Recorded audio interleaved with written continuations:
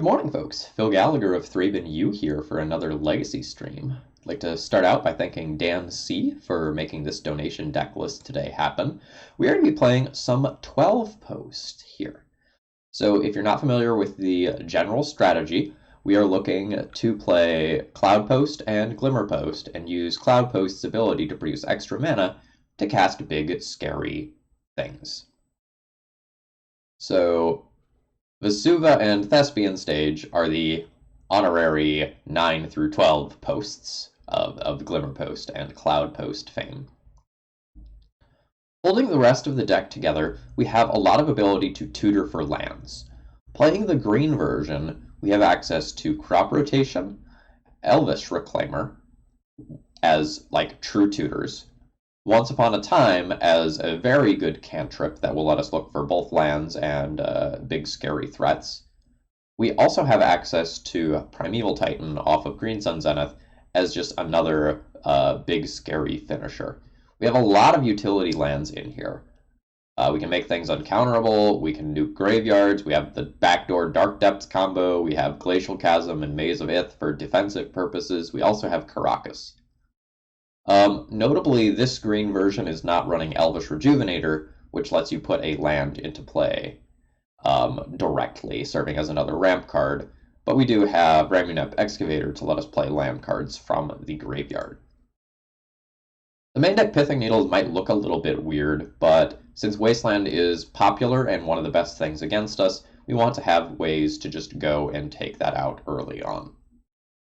One thing to be slightly aware of with this deck is that there are a lot of colorless producing lands, so sometimes you're going to keep opening hands that don't have a forest or another green source. We have 1, 2, 3, 4, 5, 6, 7, 8, kind of 9 green sources, with Thespian Stage and Vesuva like maybe counting as half green sources or something like that.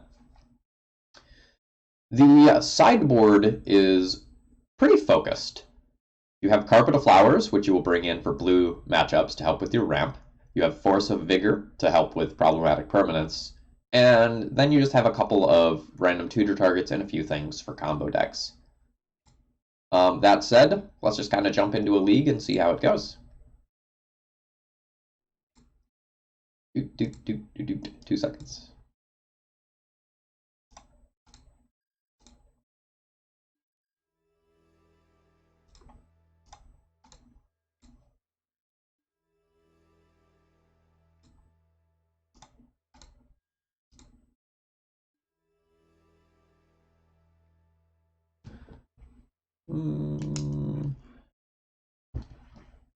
Sorry, I just want to make a note of those cards so I remember to sell them later. I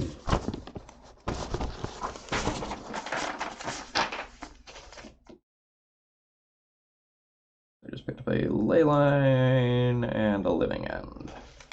Alright, cool.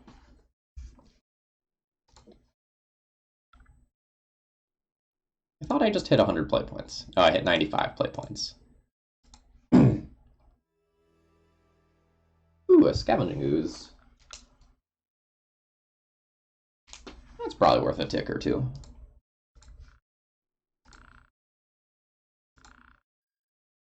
Almost played a D&T League. That was close.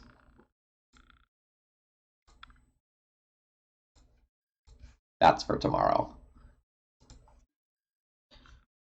Anyway, hope you all are having a good morning. I slept in a little bit today. It was a long week. It's kind of the end of the first quarter here at school. There's a lot of grading, a lot of emailing parents, lots of kids emailing me about missing work, all that sort of stuff. It was just kind of a tiring week.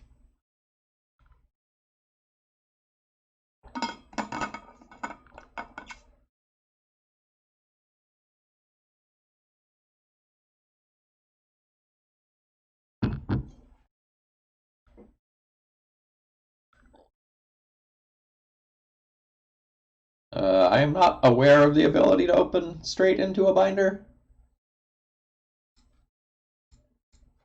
That seems new. Let's open a chest just for science. Junk from chests.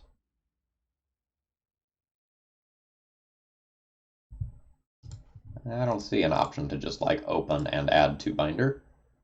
I'll look again in a minute though.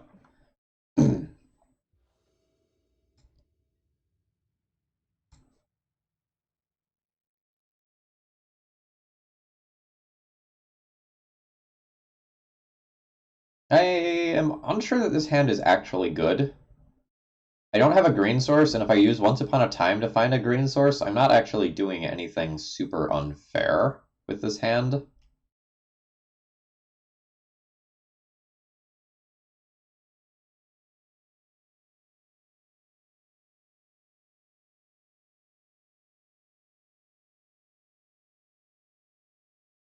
Yeah, I think this one's a mulligan.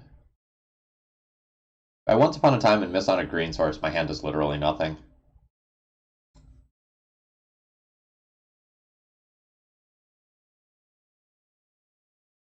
Okay.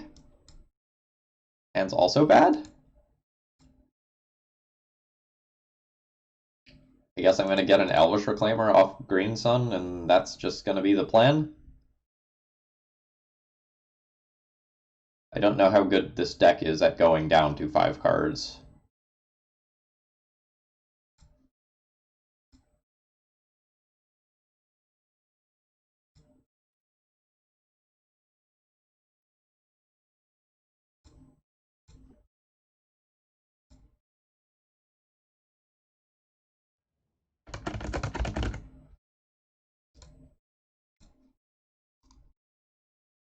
So I like this hand better than the first hand, but not by much.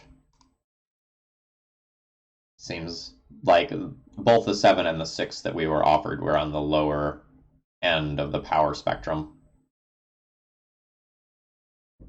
Our opponent's playing a Merilage deck. We have Caracas. Oh no, it looks like we're probably playing against Maverick. In which case, shutting off Wasteland is strong. Naturally drew Elvish Reclaimer.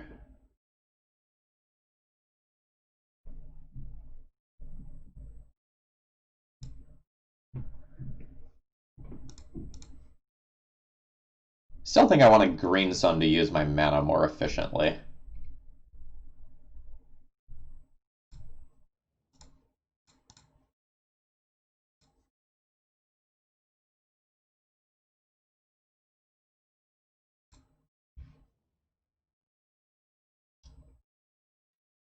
I think this is actually going to be a matchup where I end up trying to do a Dark Depths kill.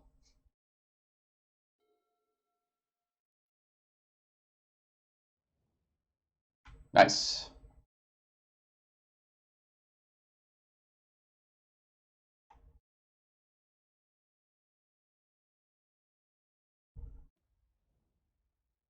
Fuck. Fuck. My entire strategy is based around permanence at this stage. Alright.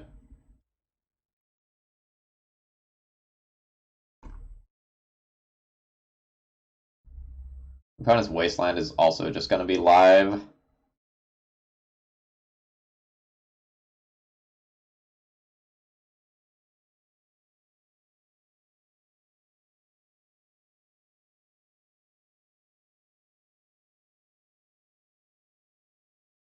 Can turn my Thespian stage into a forest to protect it in the short term.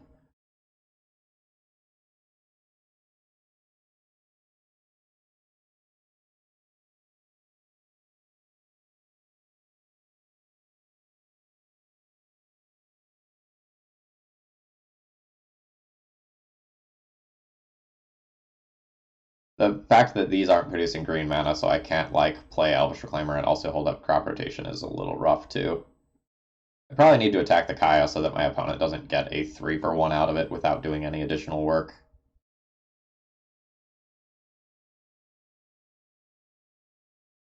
Basically just yuck. Just yuck.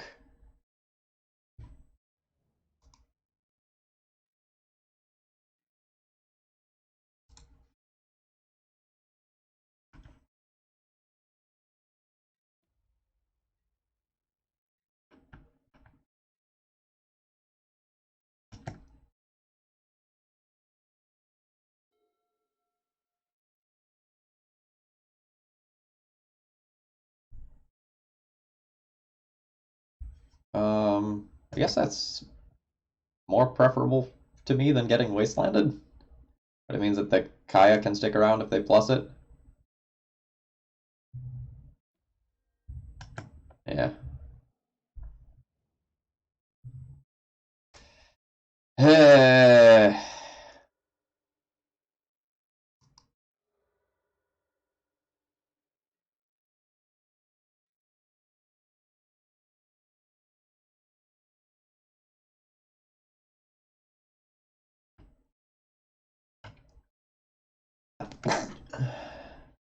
Yeah. Like Engineer is a pretty terribly designed magic card. I hate that it exists. I think I'm pretty dead here. I'm gonna concede this game. This is just like not going to be a fun one to play out. Like my hand does nothing, my field does nothing. This wasteland is going to ruin me. I can't attack in and kill this planeswalker. The planeswalker is going to take these out over the next 3 turns. Like I could try to tooth and claw my way out of that, but it's just not going to be fun for anyone involved.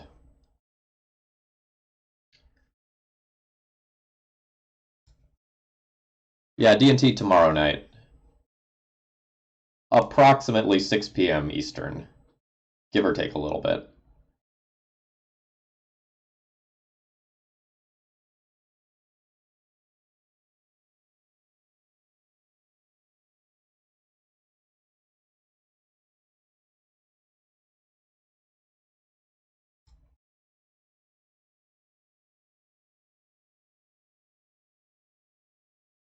D&T is pretty good right now.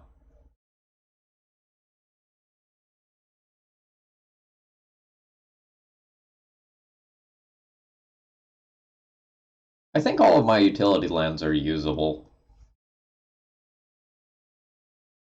I don't know that I'm going to cut any of them. I think I'm just going to bring in a Tabernacle for like a Once Upon a Time or something and call that good. Walking Ballista might be okay too.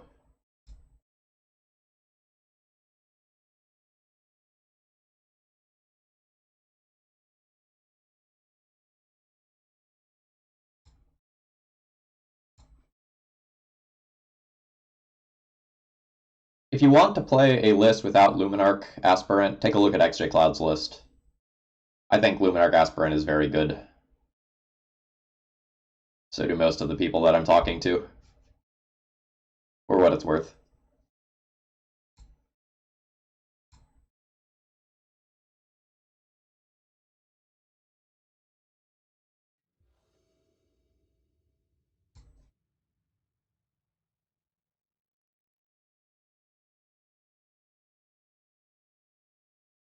Keep.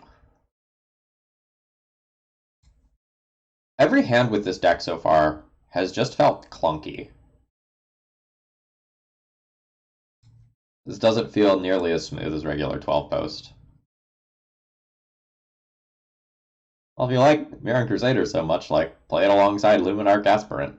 It can put counters on the double strike creature, and you can have some fun that way.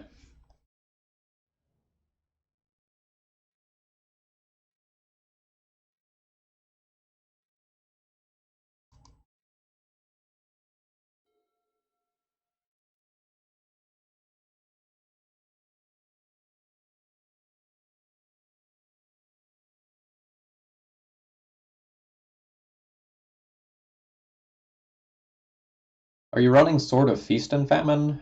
If you aren't trying that card yet, you probably should be.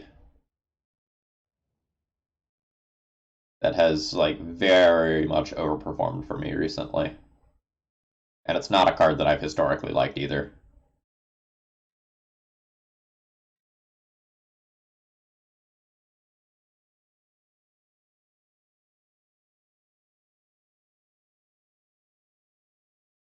My favorite part about everyone who is from overseas is I would never know that they were from overseas until they apologize for speaking bad English.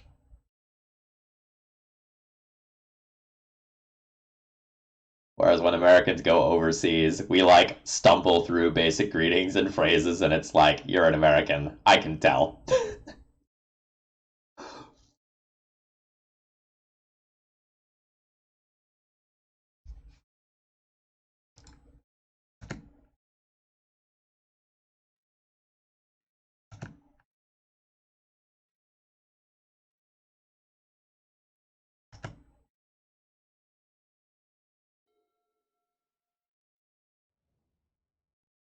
Yeah, please tap that wasteland. Thank you.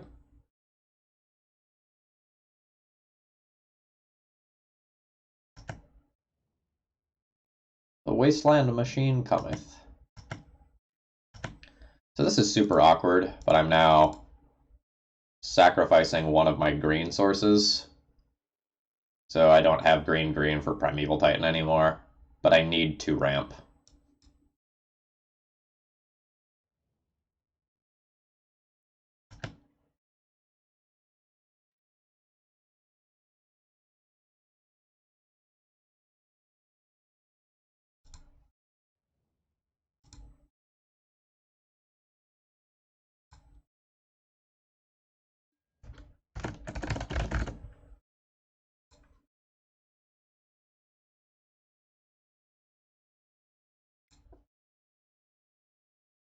All right.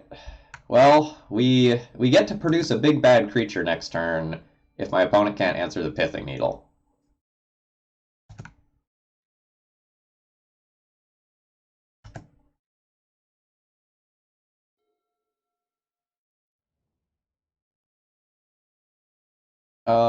Sure can. If you check out one of my most recent YouTube videos, you can grab the deck. God damn it. You can grab the deck list from the beginning of that.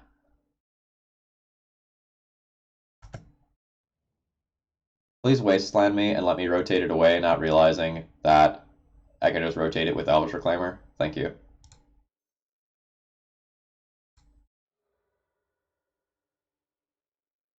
My opponent can still wasteland again.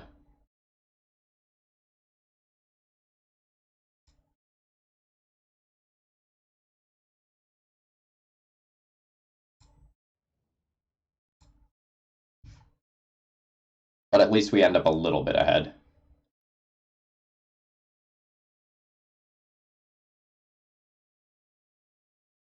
Yeah, so I think it's 2 Death and Taxes videos ago. Last week I tested Legion Angel. It was okay.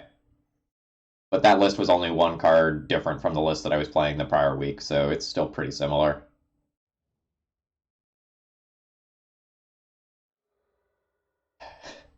Yeah, we went from being able to cast Ulamog this turn to being able to do basically nothing. That's a little unfortunate. But Ramunap Excavator is going to be pretty hot.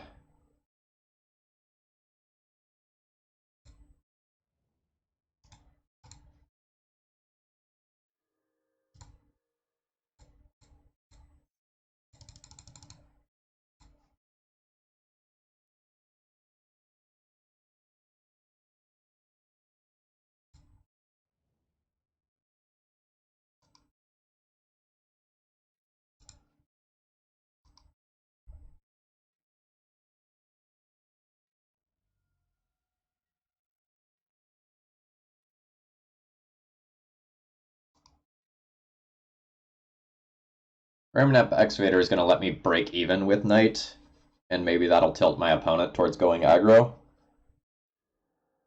Ah! Nothing is going right.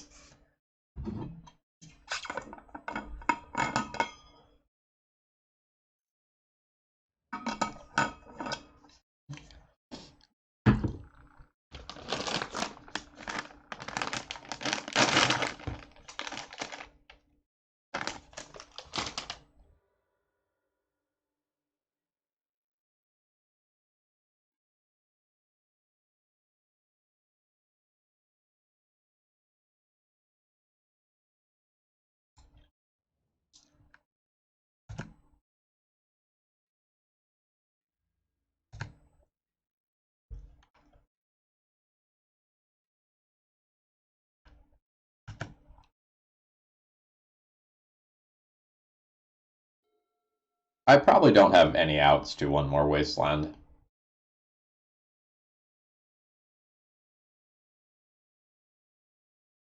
And by 1 more Wasteland, I mean any land. Yeah, so that gets a Dryad Arbor, which can turn into a Wasteland at any point. I guess if my opponent holds back the Knight and doesn't attack, I'm not actually under that much pressure, or any pressure.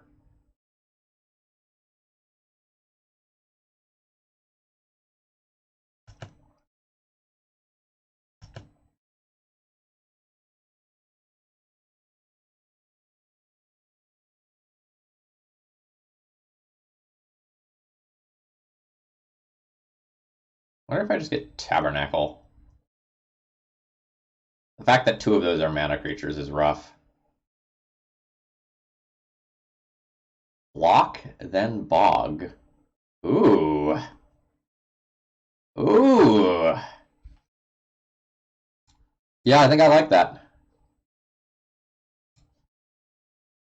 Good line.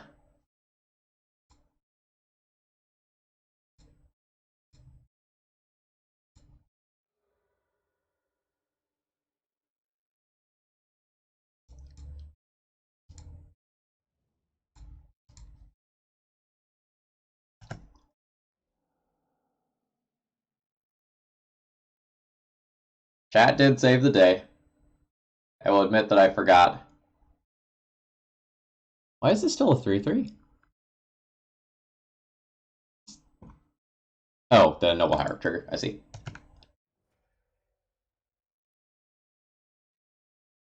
Took me a second to catch up.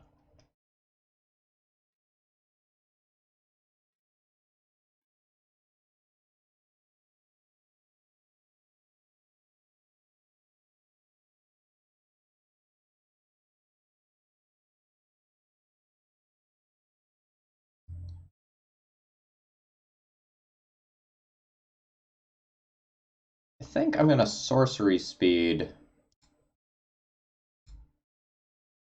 rotate.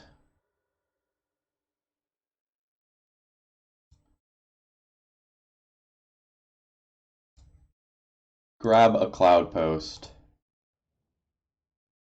1, 2, 3, 4, 5. I think I'm still gonna grab a cloud post. I can convert into green mana later if I need to. But right now I have 3, 6, 7, 8 mana, so I'm pretty close to Ulamog.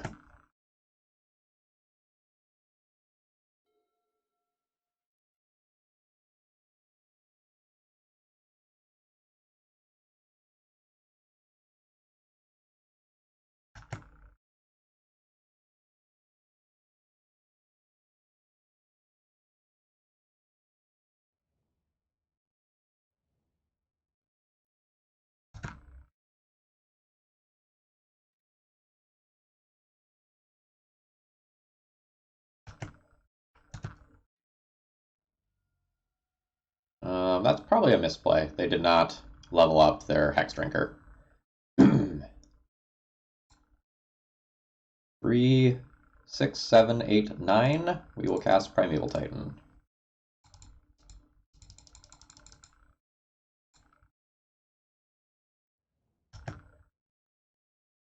Yes, I will use Primeval Titan's ability.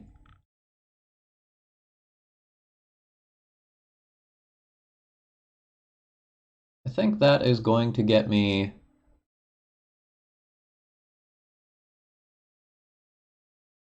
the Tabernacle and I think just a Glimmer Post. Let's gain some bonus life.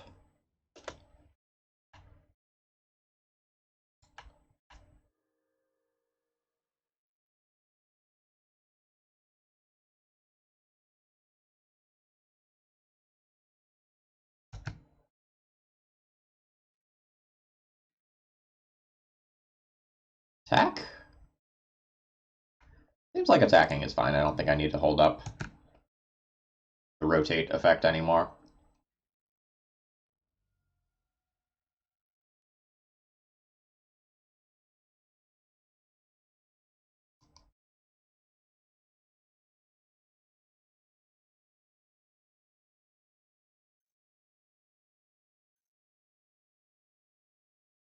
Yeah, every once in a while the game updates and some little feature changes, and it definitely ruins your day when you lose data.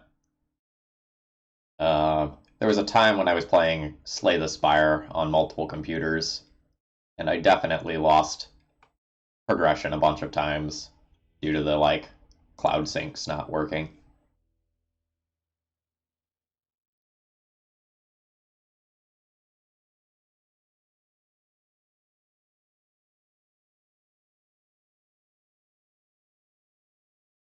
Really, do I need Allosaurus Shepherd in this matchup? I'm not sure that I really need this. It requires green green to win. It might be better to just literally have another colorless producing land, ignoring the draw card side of this.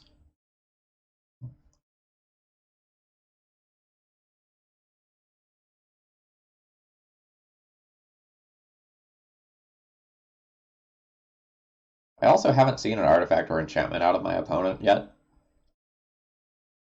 Maybe that means I can pull Rex Sage or a Once Upon a Time.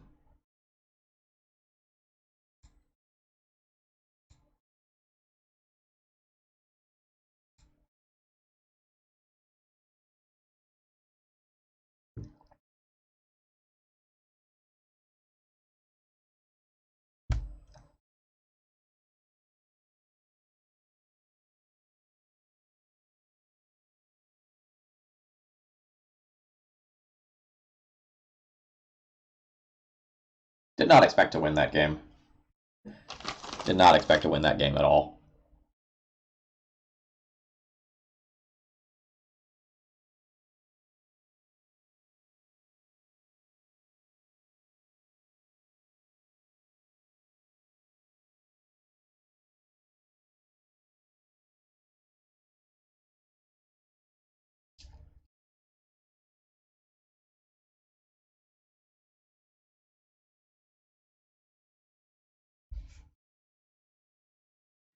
Well, do I want 6 different ways of fighting a single card?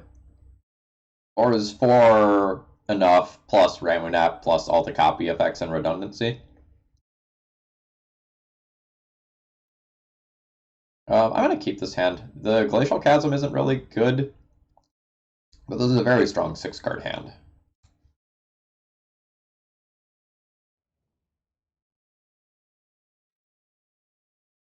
I have exactly 1 card that deals with the graveyard. Exactly 1. And it's in my hand when my opponent boarded in Leylines.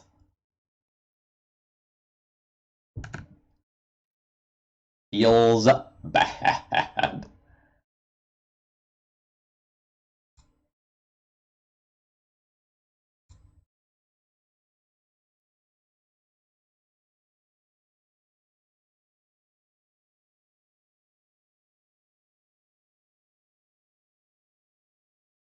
Oh yes, yes. The 3/4 beater is definitely relevant in this deck against their 9/9s.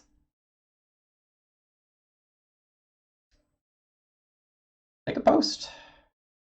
I just take a post.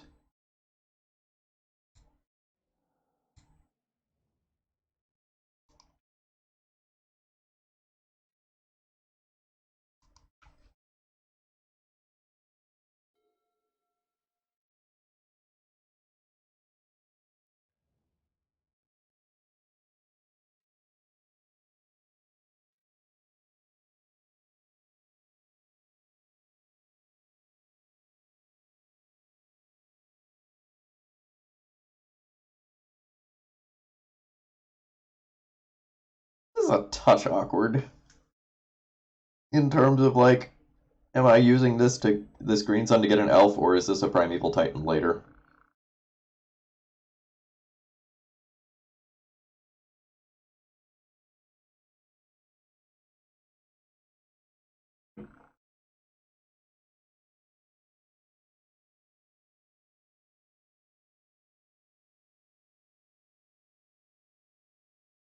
I think it's an elf.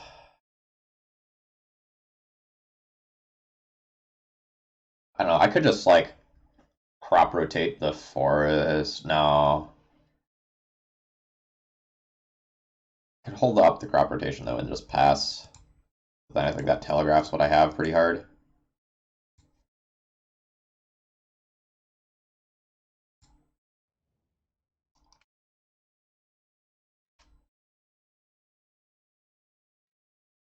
My opponent also showed us a target after I decided to board out the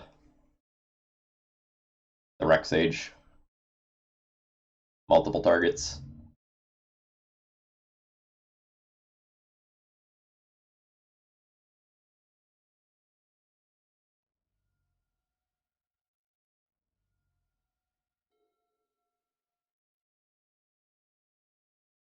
I don't super know that I care, though.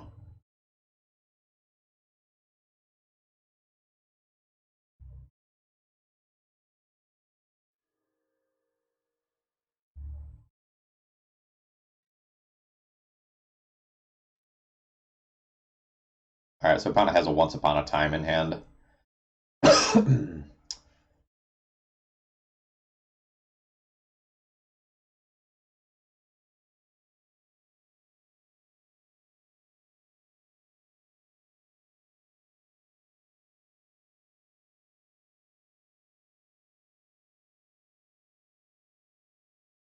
Stage?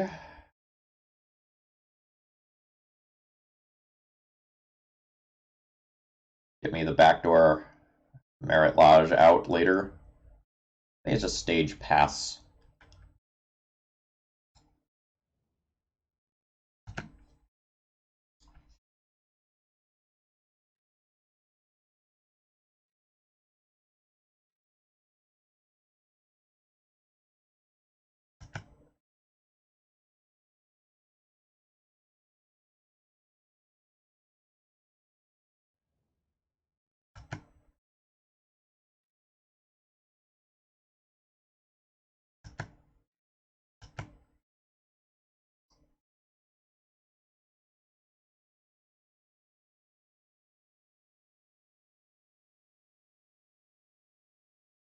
Really awkward if my opponent plays the knight this turn, because they presumably have Caracas in their deck.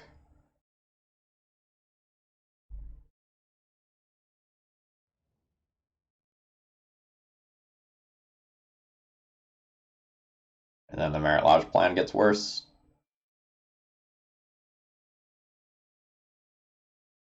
John Lightning, thank you very much for throwing your Twitch Prime money this way this month. I do appreciate it. Hope you are off to a great morning, or whatever part of the day it is in your world.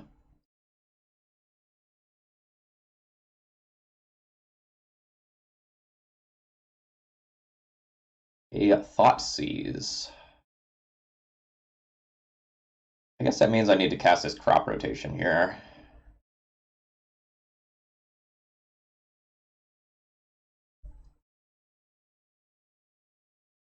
Crop rotate my forest into a cloud post, use Thespian Stage, copy cloud post, hope to top deck something is the line that probably makes the most sense to me.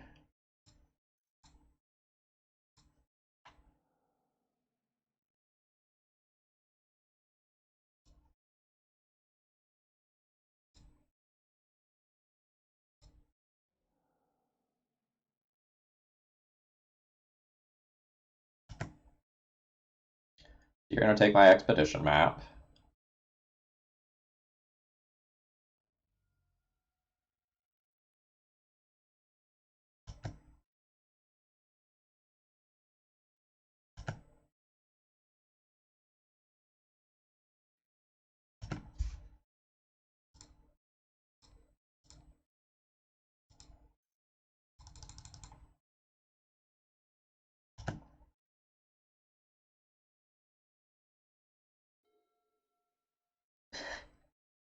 Shoot!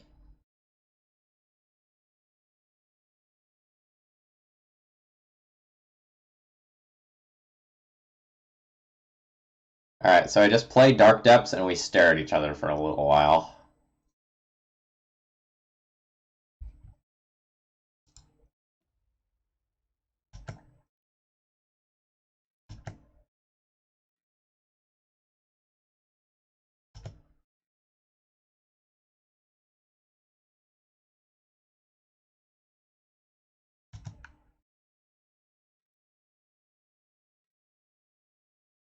Oh man, I don't know that we're going to get that achievement.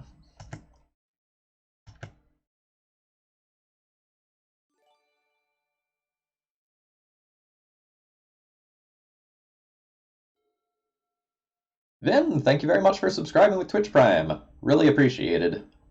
Always feels good to, like, wake up and just get a bunch of love from the stream. Questing Beast? Green Sun for 3. Okay.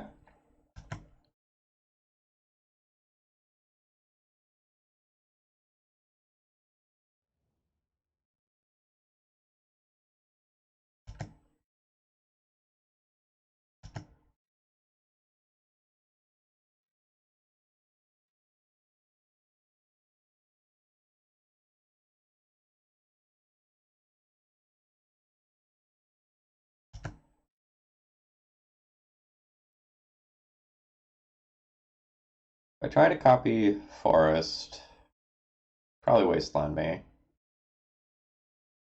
Them having the second knight means I'm under an exceptional amount of pressure.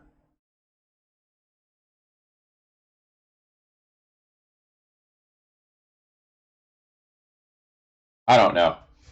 Like, they saw a Ramunap excavator, which I don't think is good enough to bring in Leyline for, and they saw Elvish Reclaimer, which I also don't think is good enough to bring in Leyline for.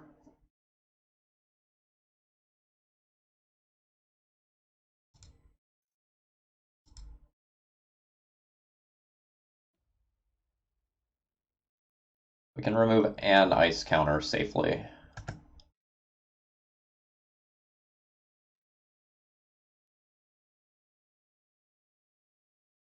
That's interesting.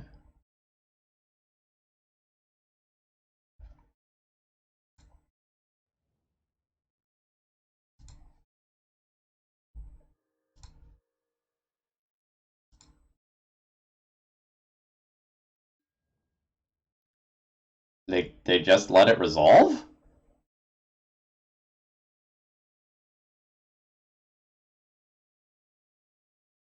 I named Knight here, like 100%.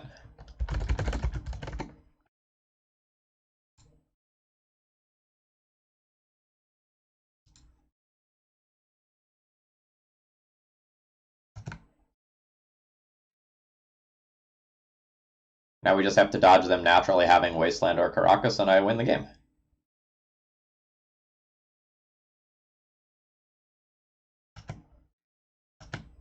They get a lot of looks, but it seems like it was very free to just activate the Knight there. Yeah, okay, Decay is another out.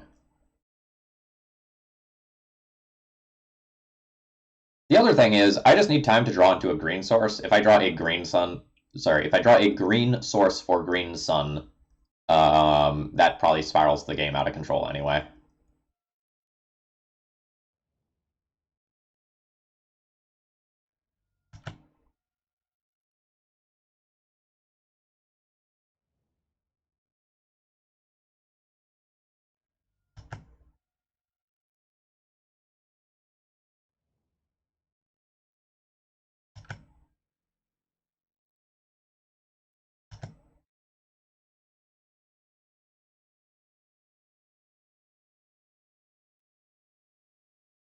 I'm going to take this hit, plays around Kaya to take this hit.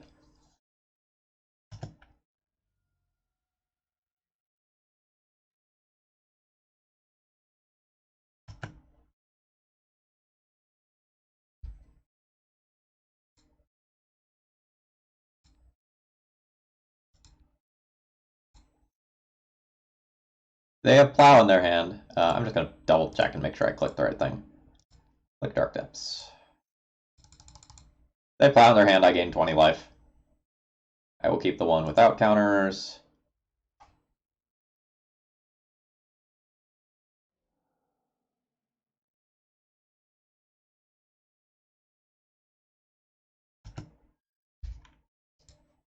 Oh wow, opponent just died.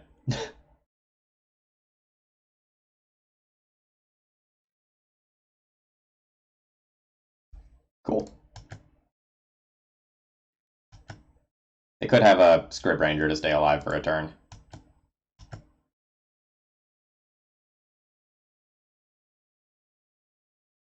Why would you not? Why would you give me another draw step?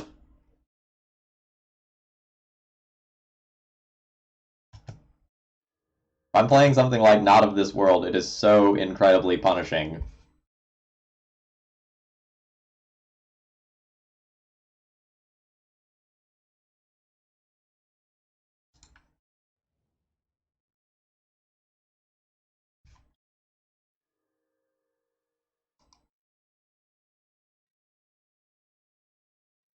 It's not a slow roll. It's just a bad play.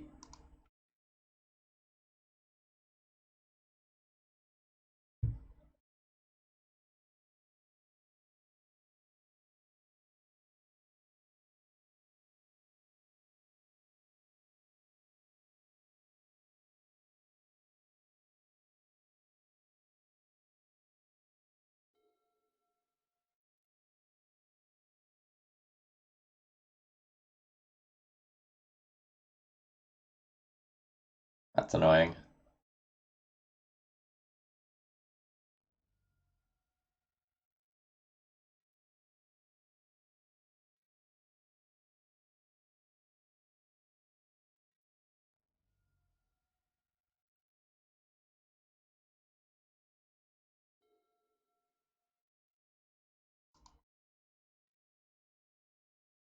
Yeah, I have decided I don't like this deck. My cards not being castable on a consistent basis has been pretty rough.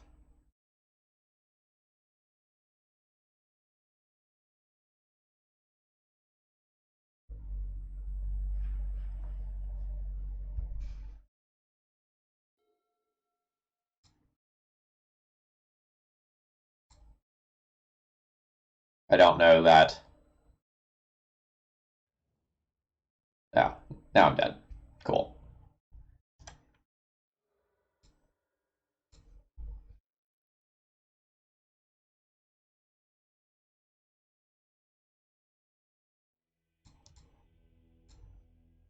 That was pretty frustrating. Yeah, so like we're relatively light on green sources to be able to actually cast cards. And like a lot of these want to be turn one plays. So there's 5 things that theoretically could be turn one plays that you want off green sources with, what was it, 8? 1, 2, 3, 4, 5, 6, 7, 8.5 turn one green sources. Like, we even had pithing needles for wastelands and like shut those off, and it was not enough.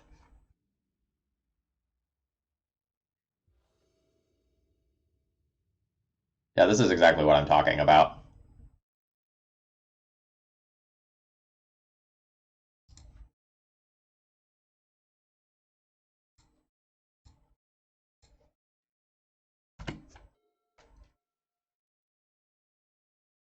Oh, I very much do not want to face AD&T.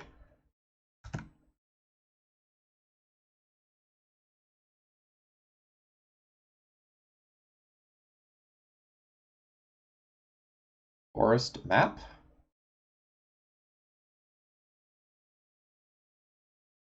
Just start on the cloud post train immediately. The map's really awkward.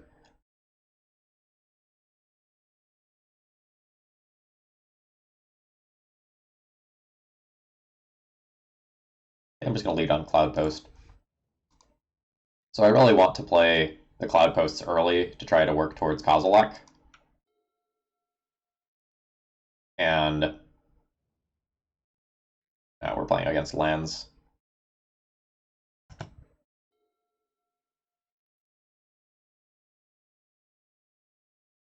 Just name Wasteland now.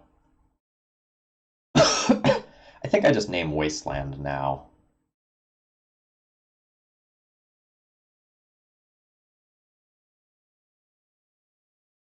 Let them continue to port me. I will get through that eventually.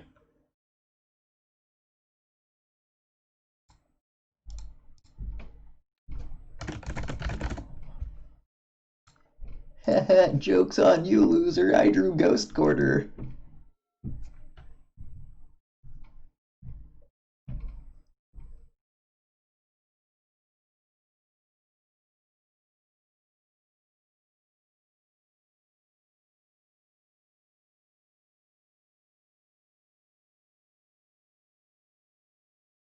The next turn will be tap Cloud Post into Expedition Map. Opponent can make some colorless mana of their own. No, they're not gonna fight the Cloud Post fight with me. That's fair. I don't blame you, friend.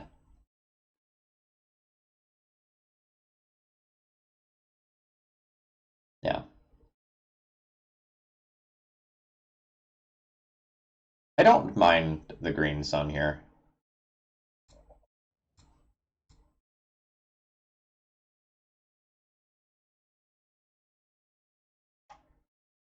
It will probably be much easier for me to get to 6 colorless mana. Sorry, like 5 colorless mana plus 1 green mana than it will be for me to get to 10 colorless mana. So that's going to be good.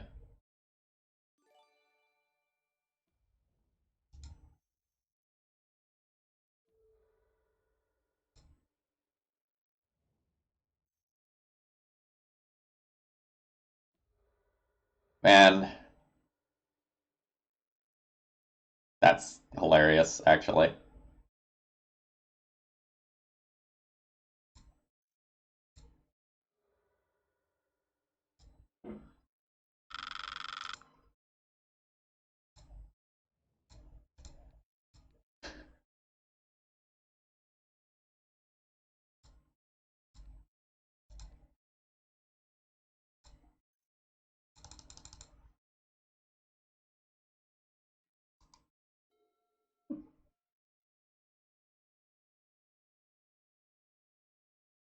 Go ahead. Go ahead, tap some mana. I dare you. I dare you.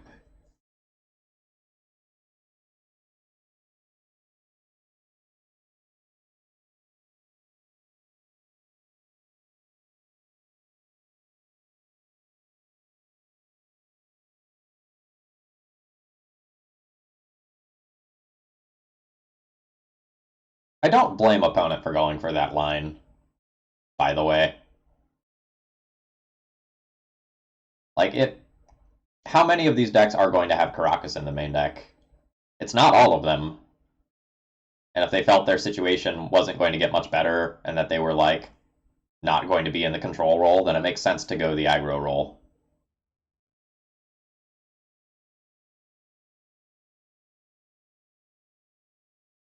I don't think I'm going to make my own 2020 here. That loses me a land. Can I make Primeval Titan and Kozilek?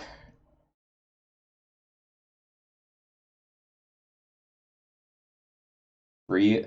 So I can tap these 3 lands, get 2 more Cloud Posts, then this taps for 5, 6. No.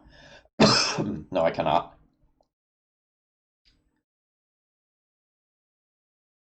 It might be better to use my colored mana this turn.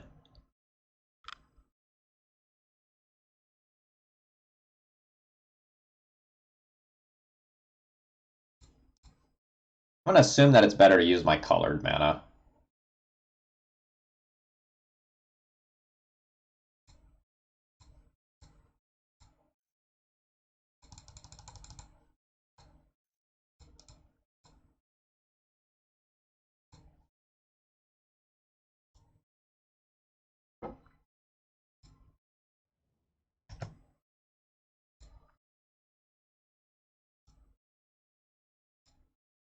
So this will get me an Eye of Ugin,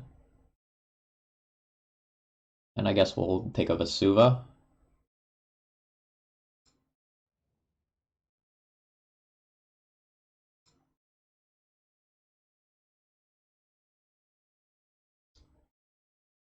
Cool, cool. So I have 4 posts, 4, 8, 12, 16.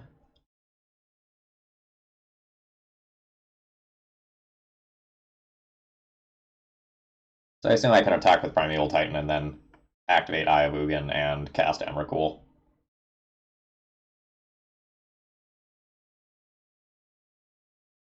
Reapal Cheap, I didn't want to spend the mental energy thinking about whether or not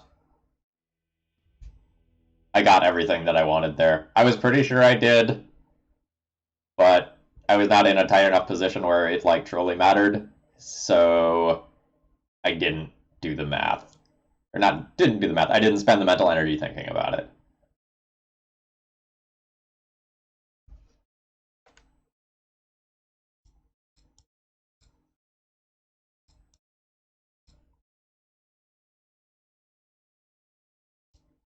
So these are the 7 cards that I'm thinking about. I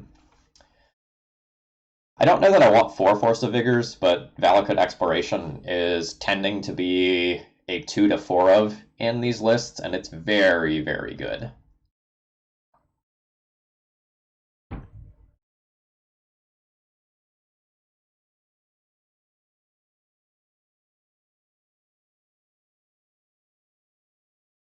I don't think I want Mazavith.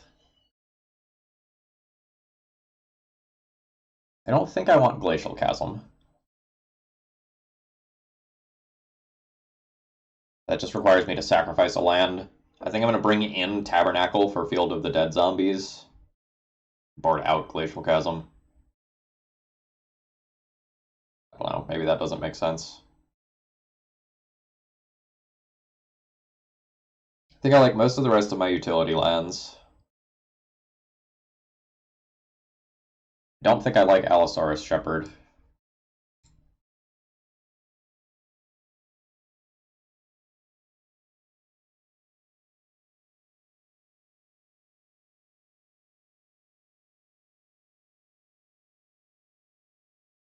So starting with these three, I think that gives me Surgical Tabernacle.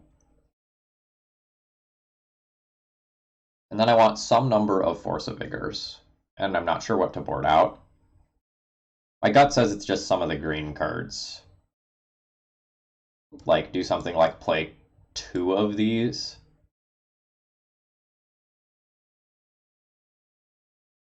And, like,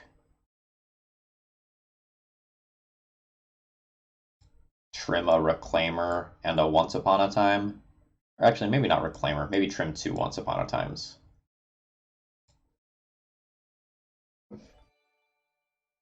Neon City, thank you very much for the support. Very much appreciated. Hope your stream went well.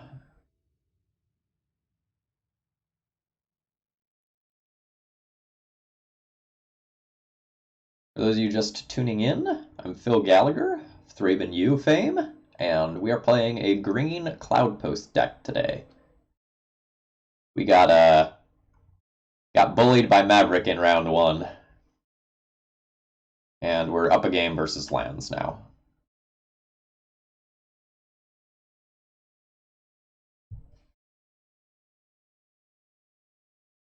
Oh, did I put the deck list in Cardboard Live? I don't think I did that. Hold on.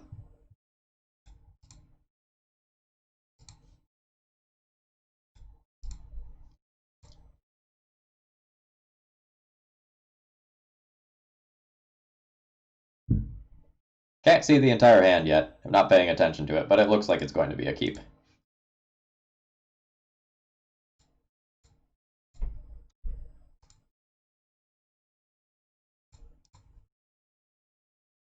There, that's way better. And Blasted MTG, thank you very much for following. I missed you a bit earlier. 2 post lands, Pithing Needle for Wasteland, Surgical for Shenanigans, and a Once Upon a Time to smooth things out. I'm in.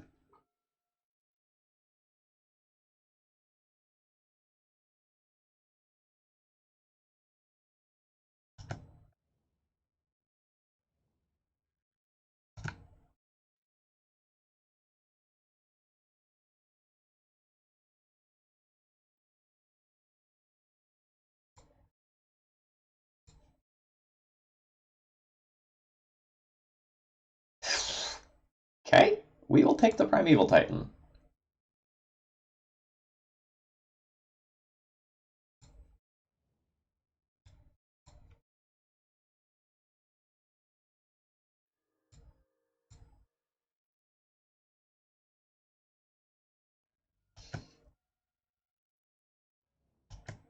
I don't think I would have named Wooded Foothills if they let it resolve.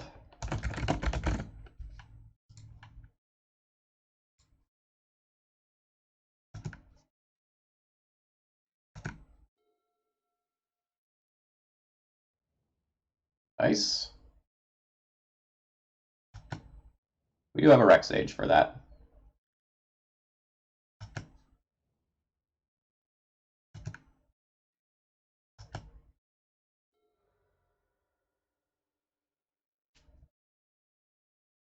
Which I will get to play next turn and blow up Valakut Exploration.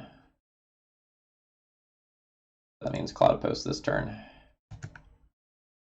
But man, if our opponent answers our Pithing Needle, we are dead on the spot.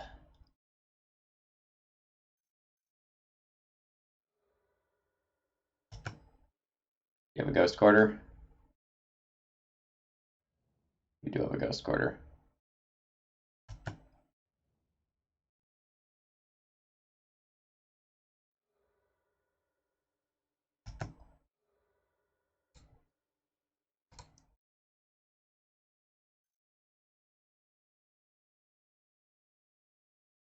Ah! Do I take the Ghost Quarter, or do I take the Life from the Loam? That's a real question.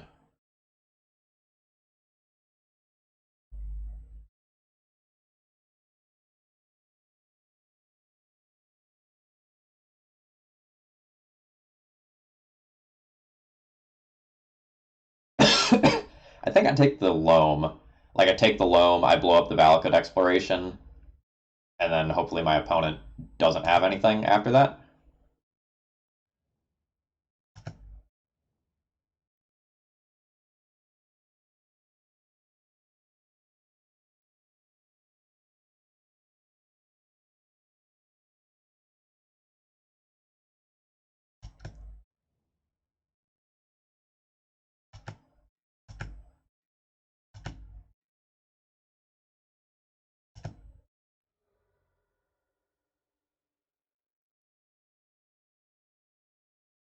I guess I have no reason to surgical this yet.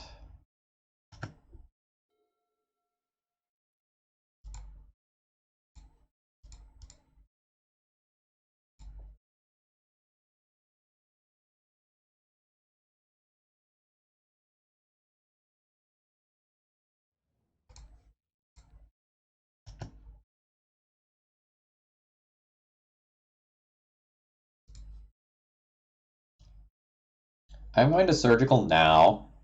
I can get blown out by like a Triome cycling, but I don't want to open up like Tranquil Thicket cycling by letting them unlock green mana.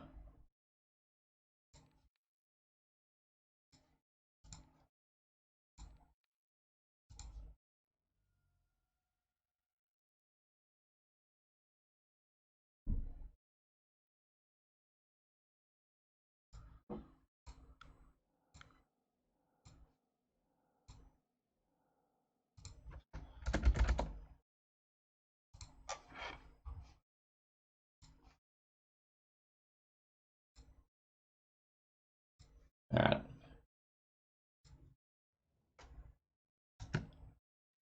I'm just going to lose to their Merit Lodge. They're just going to create a 20/20 and I'm going to die. So I have to hold up green mana on my turn.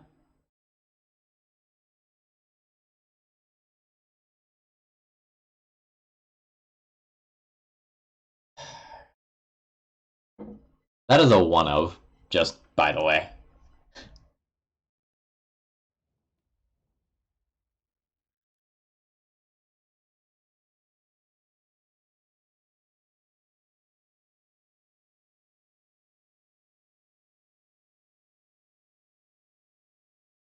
Well, now I get to Pithing Needle Thespian stage, and they have literal no, they have one Ancient Grudge as an out to it.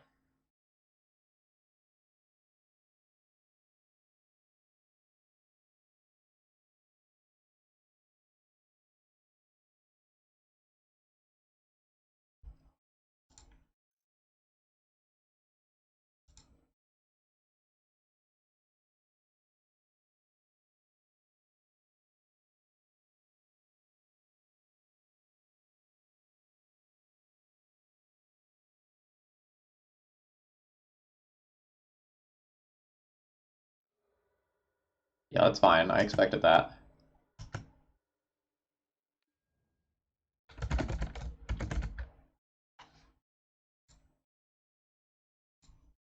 So I named Thespian stage. Elvasuva. Take forest number 3 here. And we're going to turn the creature sideways. We can probably mana ramp faster than they can take all the ice counters off of this manually. They have 3 Punishing Fires, 2 Valakut Explorations as win conditions other than that copy of Dark Depths. They have a 50% chance of whiffing on their gamble. I don't know that I would have cast that gamble there. Oh, but they are lucky. That's unfortunate. So this means that they have Ancient Grudge in their hand now.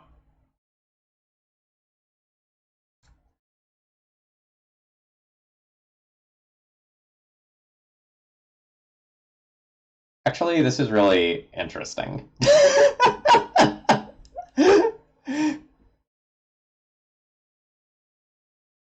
Oh no, they have Ghost Quarter. It's not. Well, it depends on how they tap, I guess. They need to tap and leave up Ghost Quarter so they don't die. To my Merit Lodge.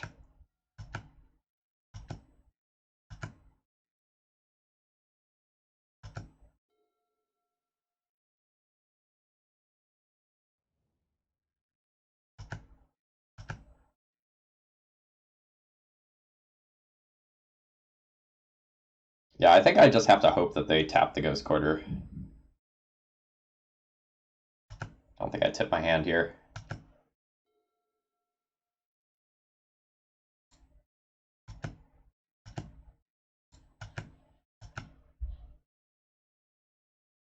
Oh, it is a Vesuva. Shoot. You're right.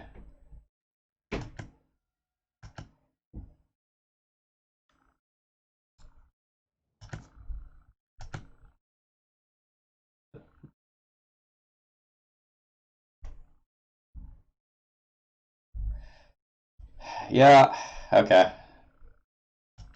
So, opponent didn't wait to have a higher chance of making their gamble actually work. They just, like, raw dogged it and got there. That's really frustrating. I don't think our opponent played well.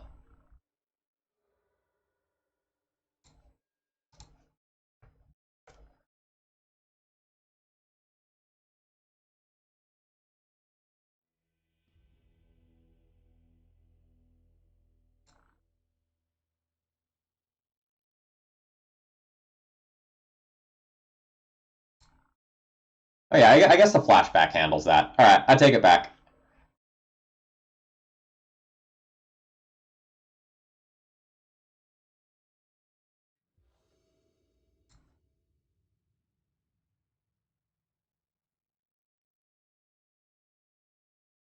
I take it back.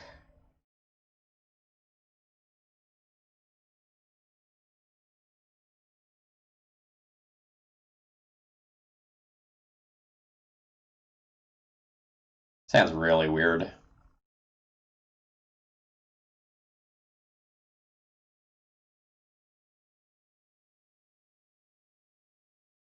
I think it's a keep. But if I miss with Once Upon a Time on any land, I just concede on the spot.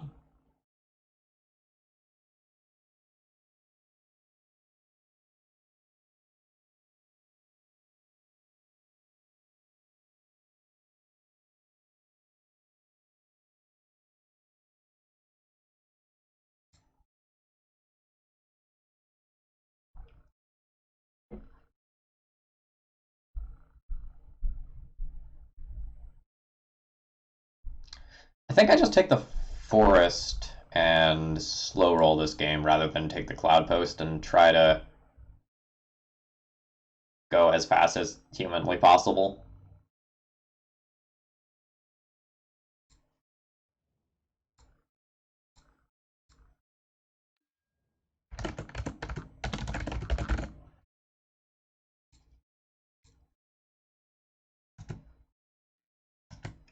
Yeah, primarily for Valakut exploration.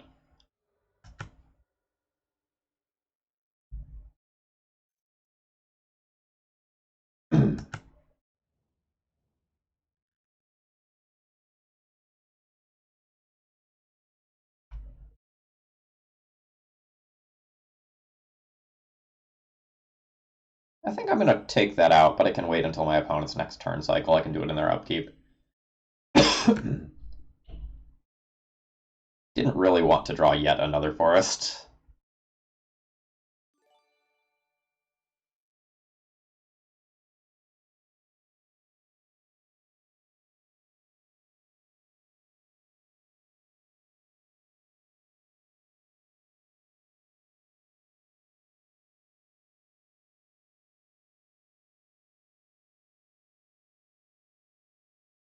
So they want to go yeah, yeah, yeah, go to their turn, and pitch the Once Upon a Time for that.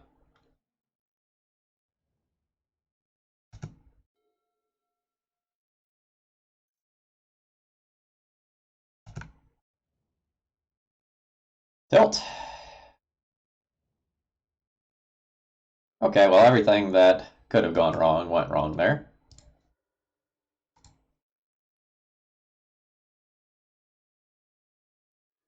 God damn it.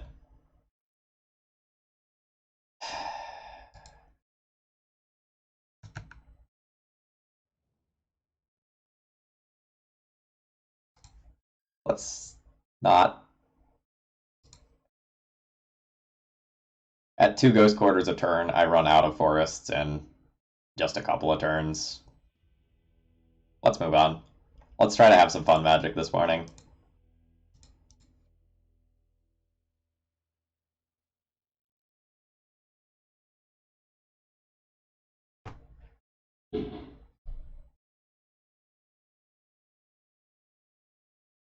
Nope, I was done.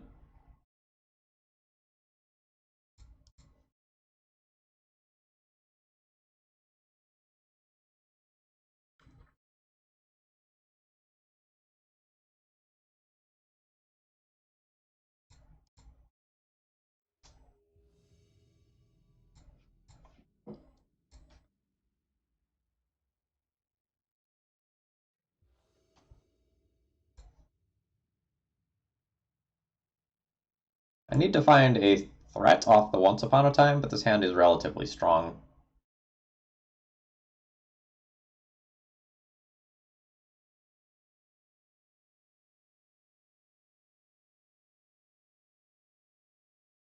I think I just want to cast the Once Upon a Time now and use this to inform my play patterns rather than sandbag it.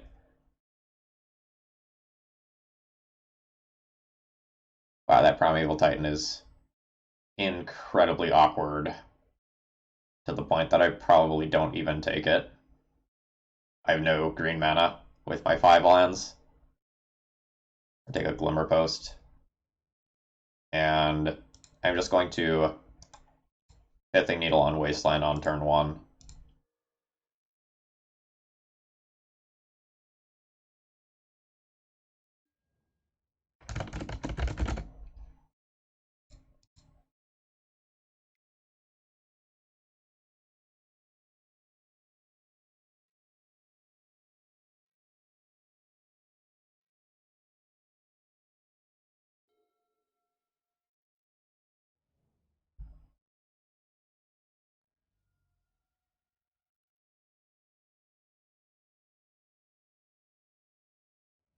Alright, so 3rd Wasteland deck in a row, in all likelihood.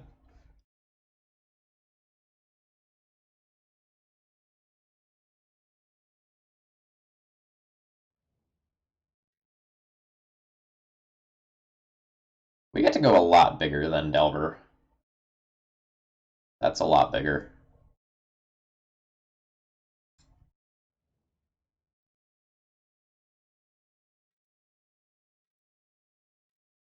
Wonder if that's gonna end up getting dazed or something humorous like that.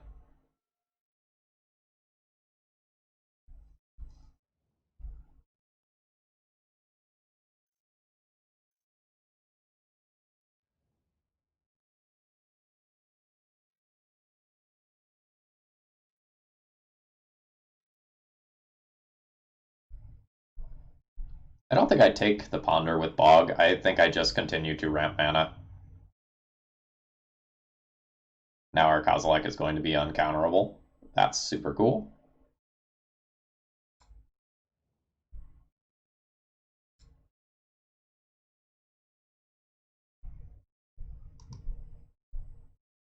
So next turn we have 3, 6, 7, 8.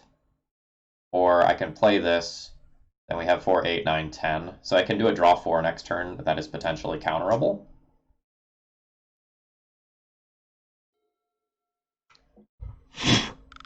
Got a little fly buzzing around.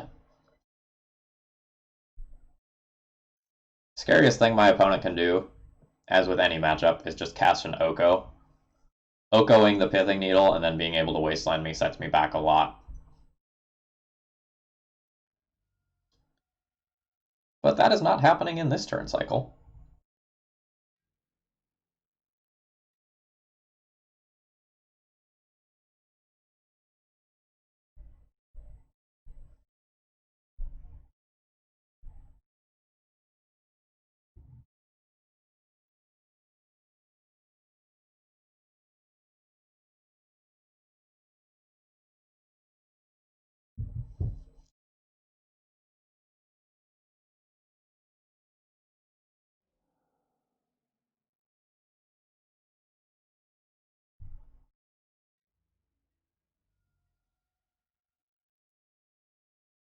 So, like, the real question here is, do I wait to make the Kozilek uncounterable? Or do I just go now?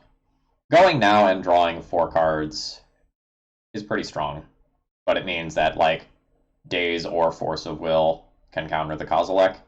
The issue is that if I wait and my opponent goes something like land Oko plus on Needle Wasteland me, it becomes awkward.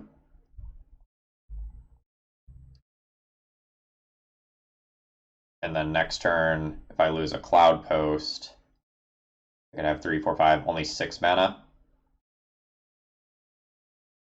So it might just be correct to go ahead and jam here, assuming that Kozilek will get countered.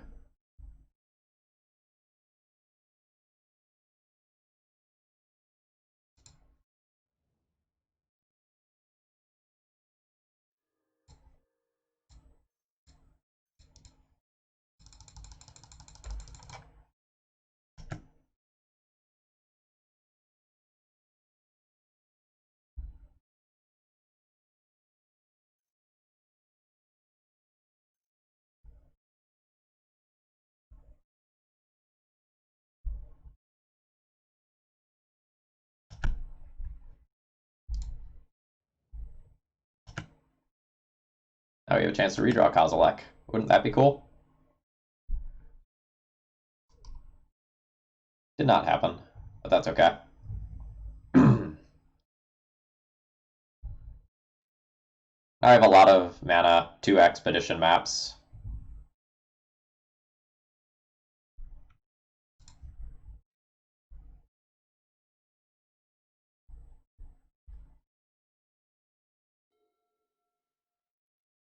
So like I use an expedition map to go and get an Ayabugan, which will be really strong. That lets me tutor up stuff.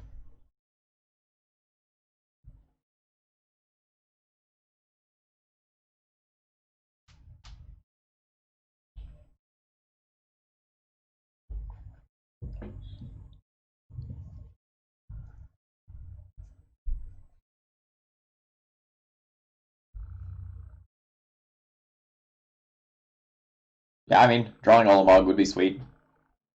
Exile the Arcanist in 2 lands or something like that. Or 1 land.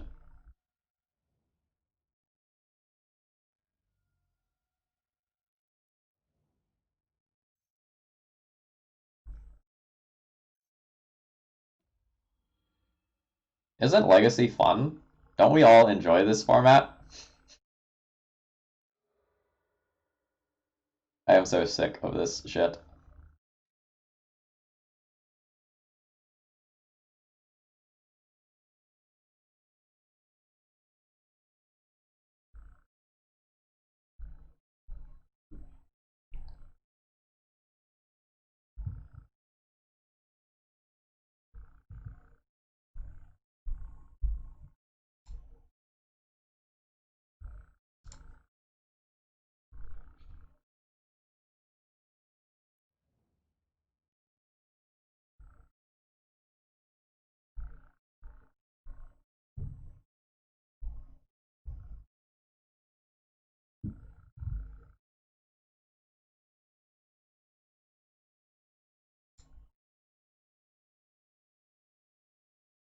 I cast another one of these now.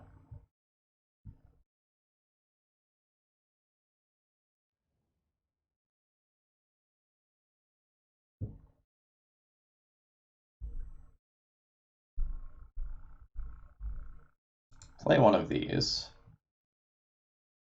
Now this taps for 4 mana, so I can crack both of those at the same time.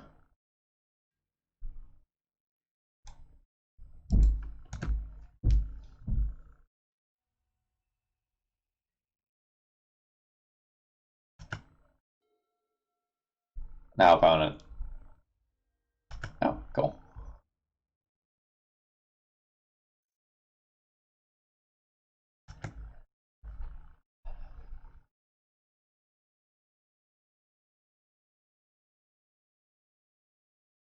It's so hard to continue to be enthusiastic about Legacy when I keep running into a 2 mana card that draws a card every turn or answers your board every turn, and a 3 mana card that basically wins the game on its own while answering everything that you can do. It just gets so old so quickly. It's been a couple months of it at this point. Like the exact format that we're in now. Alright, go away, Fly. I'm so done with you. I can't swat at you because you're on my very nice computer screens.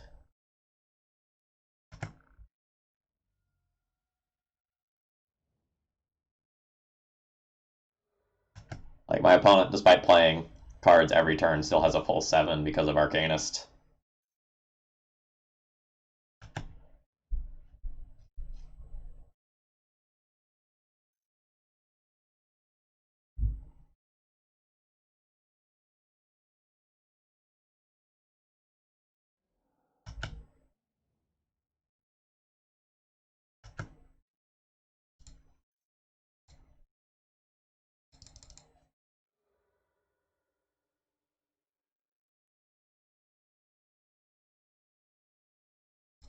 We at just like Glacial Chasm point. I can't even just like Merit Lodge and just insta-kill them because Oko is bullshit, and they can just make another food and then go above 20.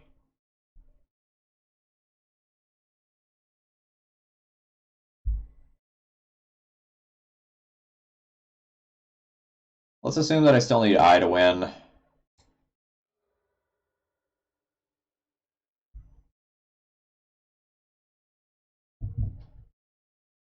I wonder if Maze of Ith is better.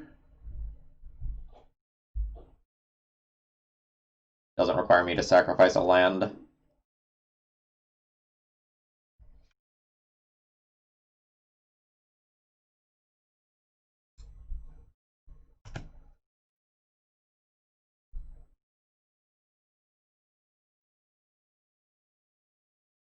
Well, if my opponent doesn't have Force of Will, that will basically just win me the game if it resolves, but my opponent has had so much time to find Force of Will that I don't know if I'm supposed to actually cast that.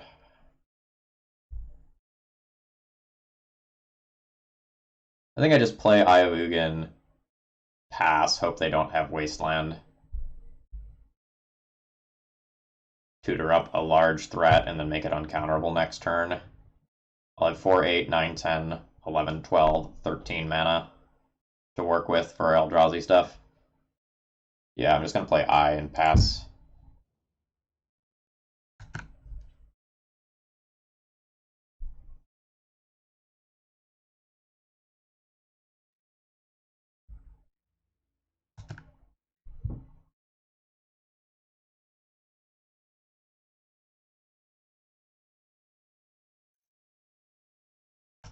Yeah, I mean, Oko is very clearly the worst offender in Legacy right now.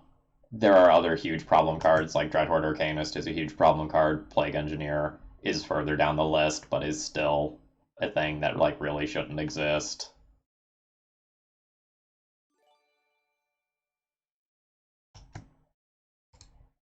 MTG Noob and Luke, thank you very much for following, as well as Mafia Boy. I think I missed you.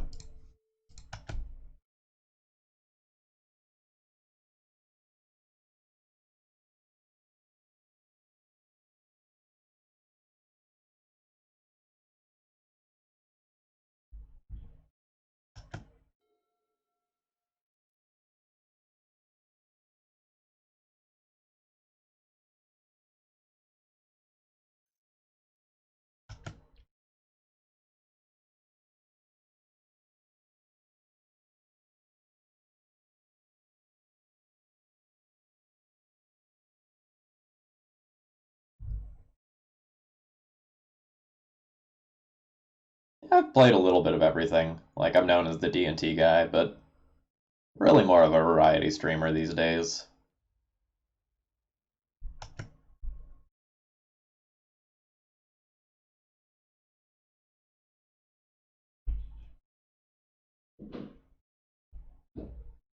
Cool.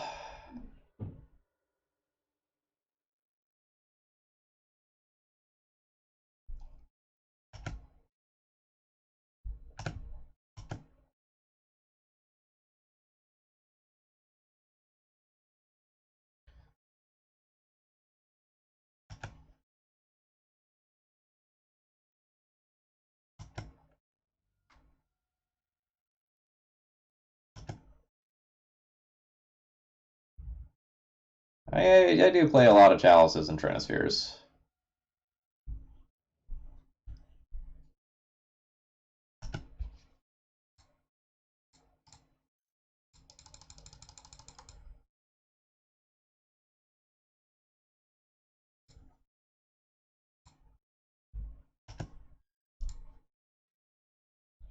Quick check 4, 8, 9, 10, 11, 12, 13.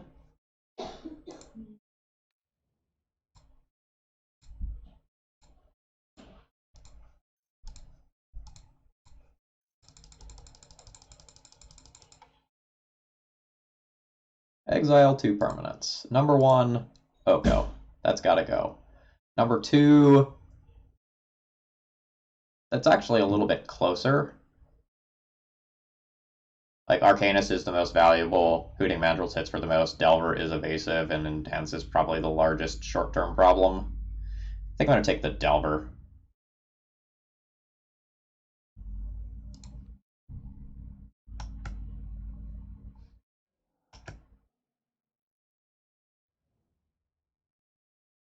Can't do anything with 4 colorless mana.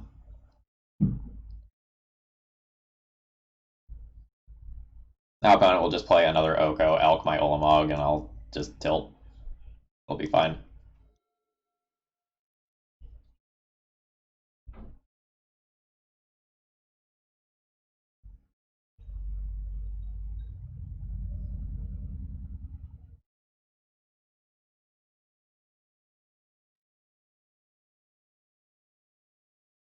Yeah, I imagined that the opponent was making the suicide attack in and just try to like close the game with Lightning Bolt.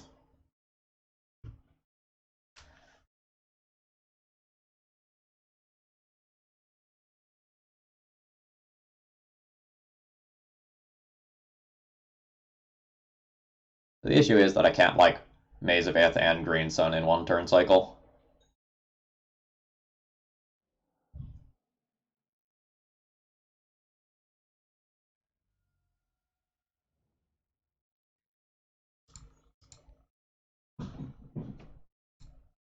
I just need to block the thing that does the most damage here. The difference between 4 and 3 is pretty huge right now. Opponent has another Hooting Mandrills. Unlucky.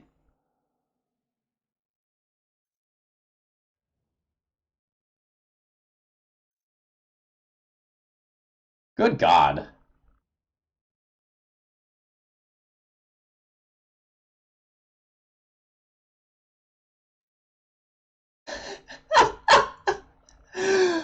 Well, I don't mind that. I don't mind that at all.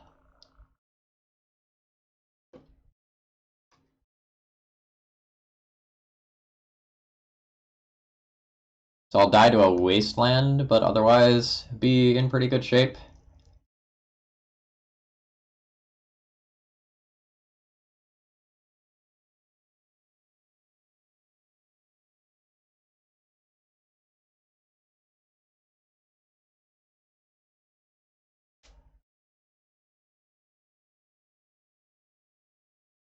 Gonna lose to a lightning bolt when I end up dropping Glacial Chasm.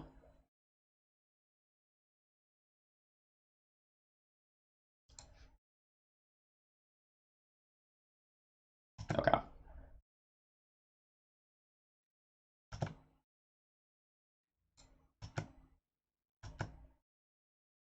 Do we attack? Try to exile a bunch of wastelands.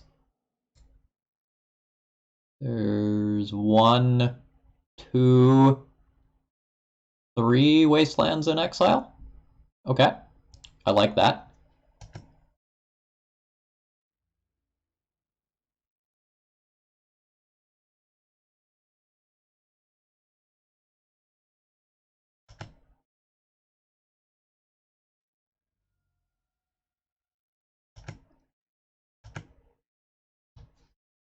Well, creatures can't control.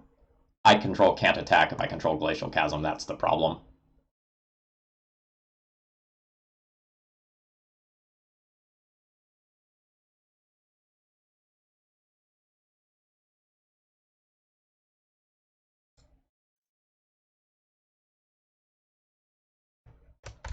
So I guess I activate this eye.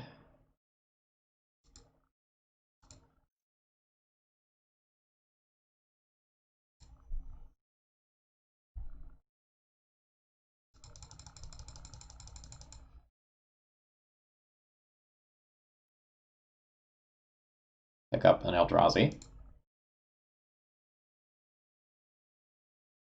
Float a mana here. Play Glacial Chasm. Actually, maybe I'm just sacrificing the Cavern. The Cavern's probably somewhat irrelevant at this point.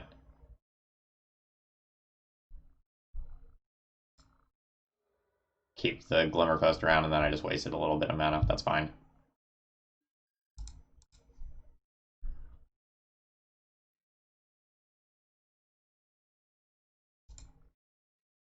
I'm going to die to a Lightning Bolt after I sacrifice Glacial Chasm. And my opponent is incredibly likely to have a Lightning Bolt. There's only one in exile.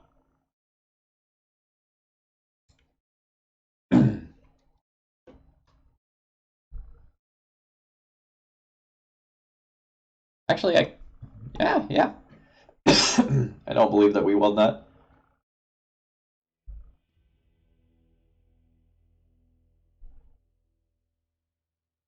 Yeah, I think the plan was don't pay the upkeep, try to mill them out, and if they have double Lightning Bolt, they beat me. We are going to board in 4 Carpet of Flowers. And a Tabernacle. I do not like crop rotation here. It's just really exposing me to getting blown out by a counterspell, and I don't like that.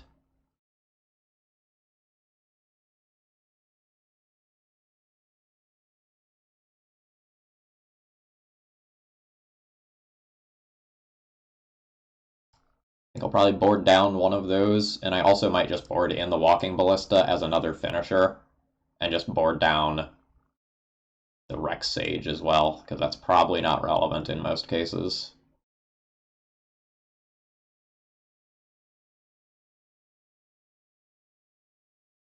The other thing I can do is just play another colorless land over a Once Upon a Time, but the Once Upon a Times get a little better once Carpet of Flowers can give me green mana.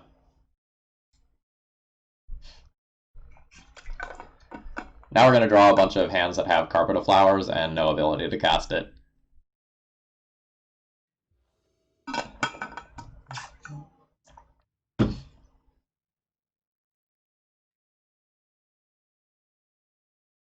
No, I don't want Sage for library.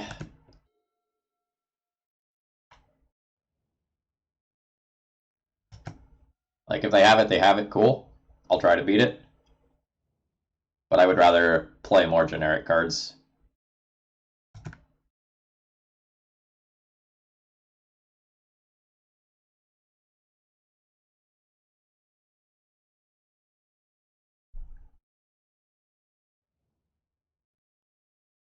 I think I'm supposed to play Allosaurus Shepherd on 1 and try to get Carpet of Flowers to resolve on 2.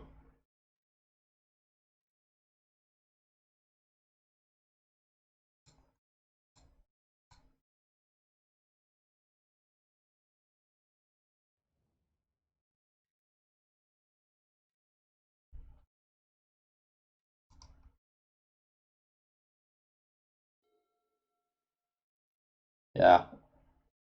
I don't know. I've played enough games versus Delver where I understand that oftentimes just having another land of any nature gets you out of range of like things like Daze and Spell Pierce that can be super problematic. And I respect that a lot.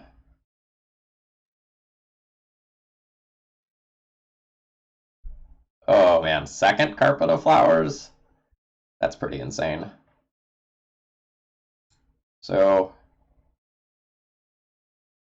I think before I attack, I will try to play the Carpet of Flowers. I can still get like lightning bolted and then countered, but I have a second carpet.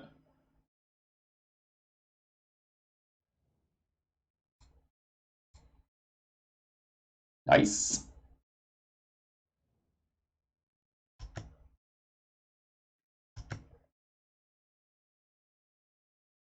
Force of Vigor, get them both. I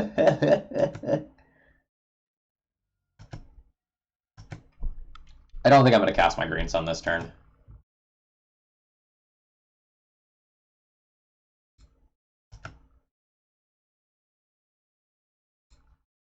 I think I'm going to wait and try to convert that Green Sun into a Primeval Titan.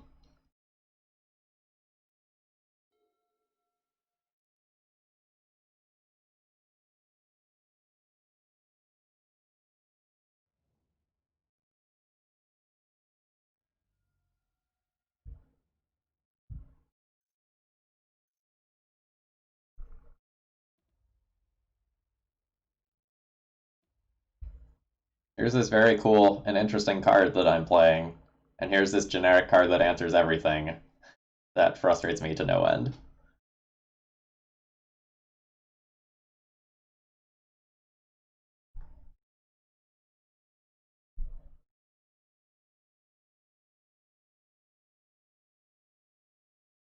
This is super awkward. I have 2, 4, 6 mana. I can't get the 7th to Green Sun for X equals 6.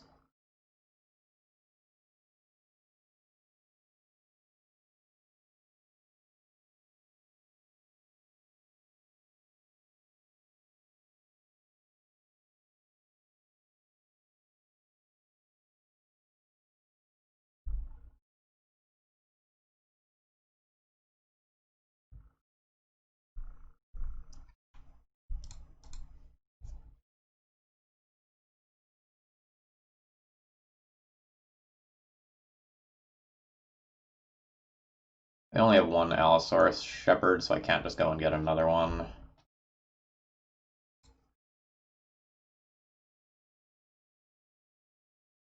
This turn is incredibly awkward. Like, I have 4 lands in hand and none of them enter untapped.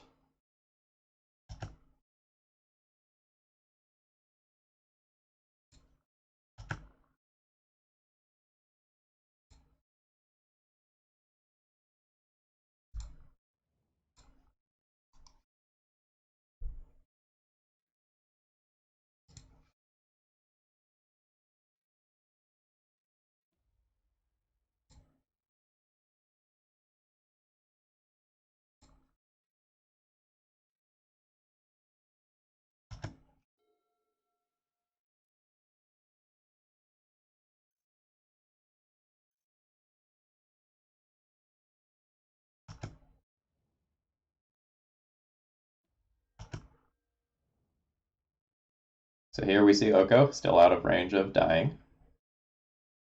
Cool.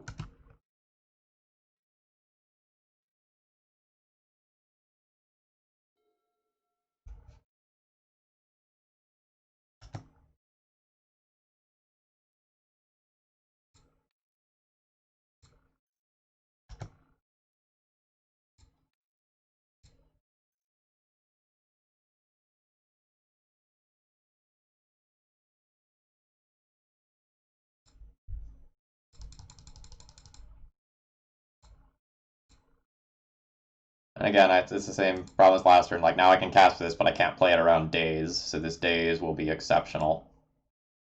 But I have another Green Sun to try again next turn, so I think I just have to force.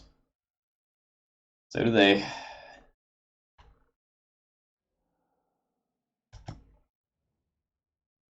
I won't be able to try again next turn around days, though, unfortunately, because I will probably get wastelanded.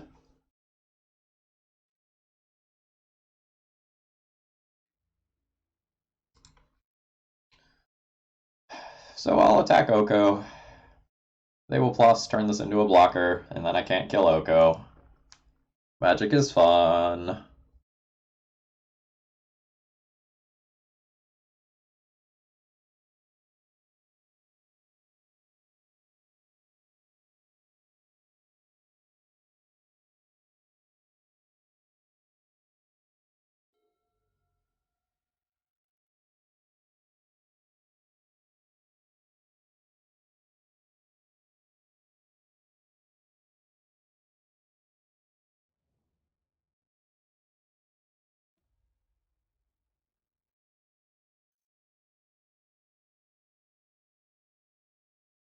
Booting Mandrills. Is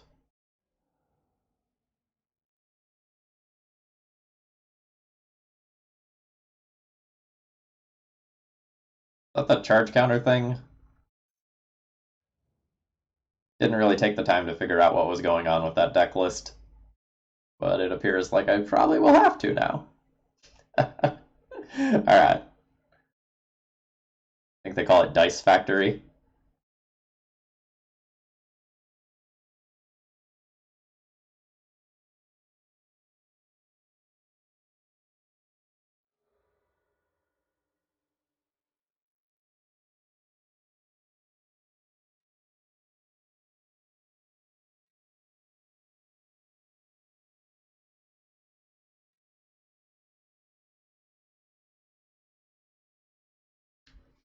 Okay, so let's say no to all this.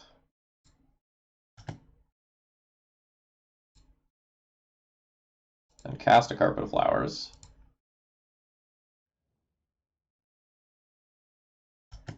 We'll go to our second main, and in our second main phase, I will produce some mana.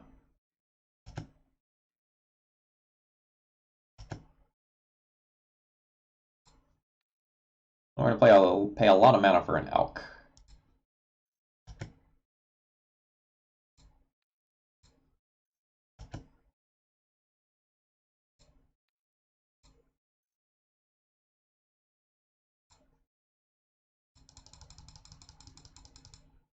Alright, X is 6. Done.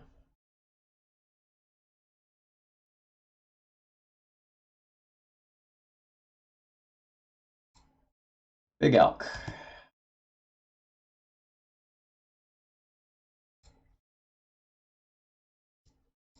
So this needs to get me, for sure,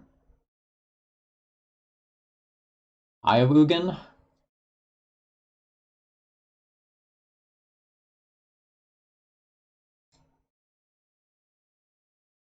And then or just Vesuva a forest? No, I think I'd give them things to Wasteland. Or I could just like grab the Cavernous Souls for Eldrazi.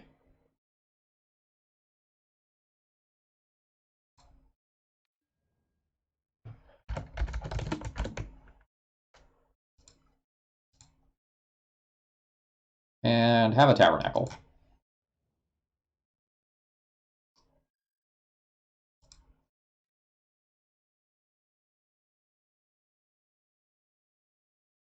No, it wasn't me.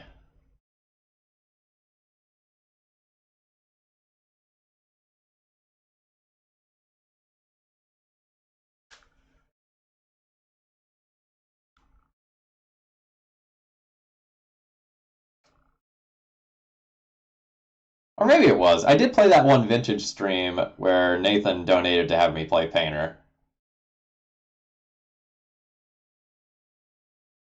That could have been me, actually. I was about to say, like, I don't play vintage, but I did. I did that one time.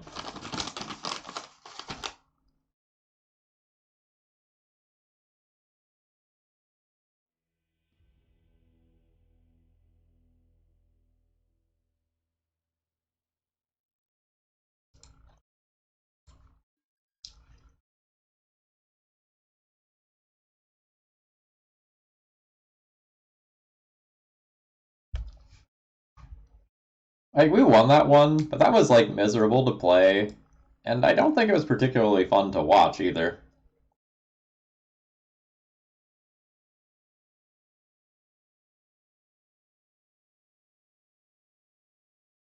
Ugh.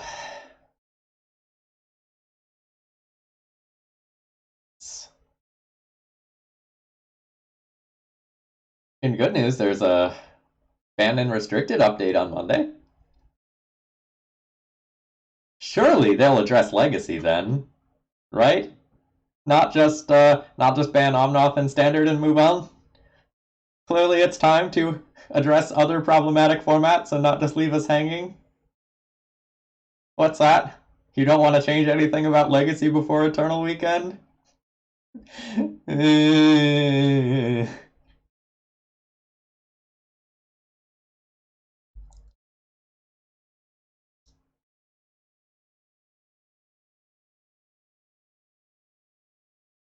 You know what would make me play in Eternal Weekend? Oko getting banned. You know what will make me consider not playing in Eternal Weekend? Everything about the current format.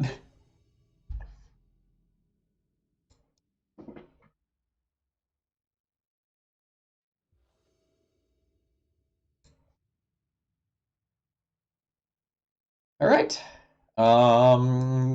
Yep. So this has 3 dead cards. I guess we mulligan? Really kind of 4, because this doesn't help us progress our game plan.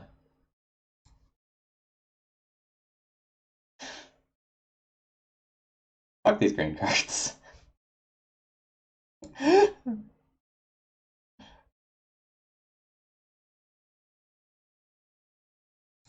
Guess I'm keeping this.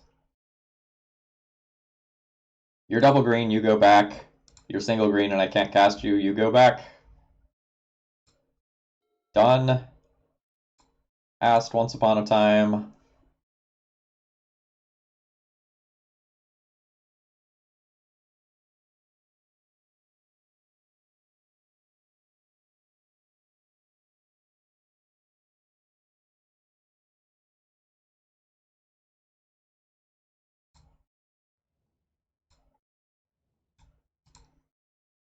Dr. Odd, that format sounds awful and impossible to keep track of.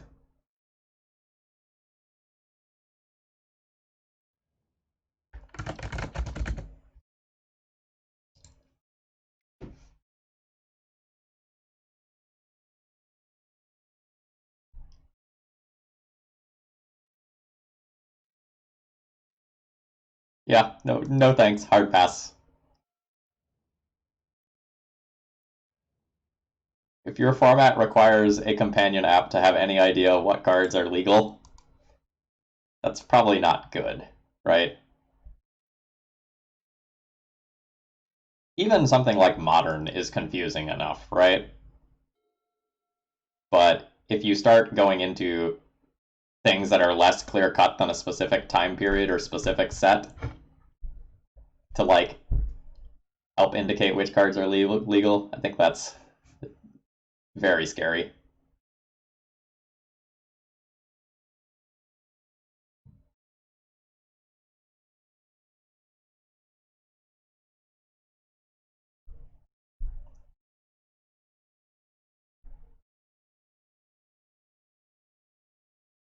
I think I just need to prolong this game. I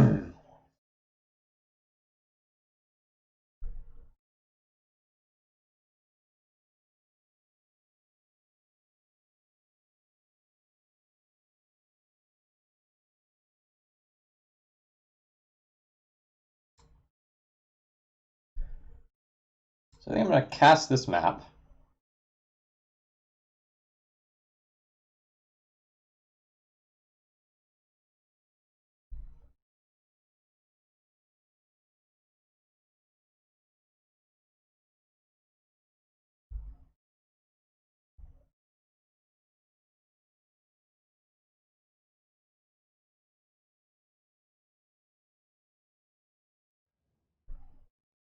I think I'm going to crack it immediately for stifle reasons. I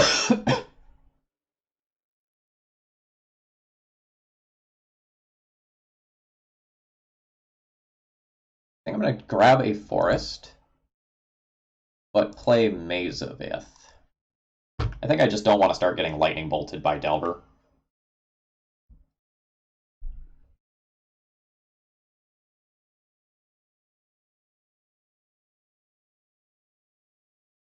And then we're going to lose to our opponent going like, Trop, Oko, Oko Pithing Needle, Wasteland you next turn.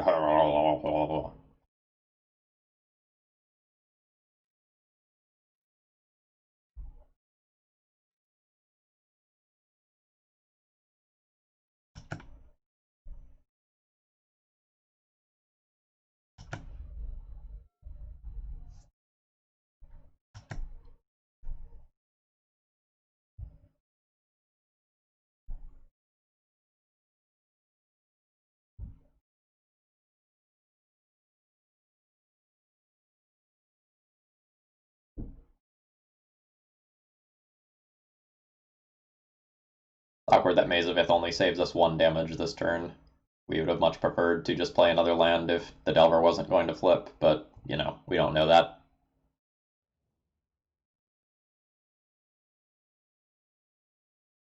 No, I don't want them to spend any resources on Oko. The only resource they should spend on Oko is time. The approximately 1 hour it takes to write the ban reasoning for Oko. I don't care what the reasoning is. You can pick any reasoning you want. You could just say the art is bad. You can say Oko's racist. I don't care. Just get it out of my format. Like, throw the dart at the board of reasons why the card is bannable. Pick something and get it out.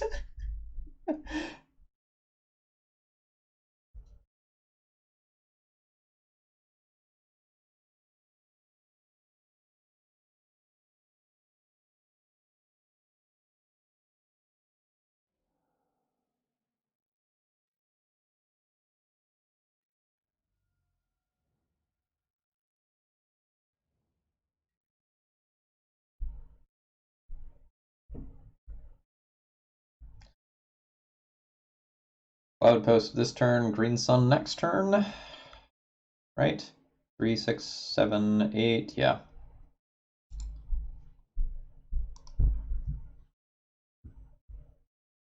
But opponents had multiple Dreadhorde Arcanist cantrips, so it'll just get Force of Willed, and I'll be sad.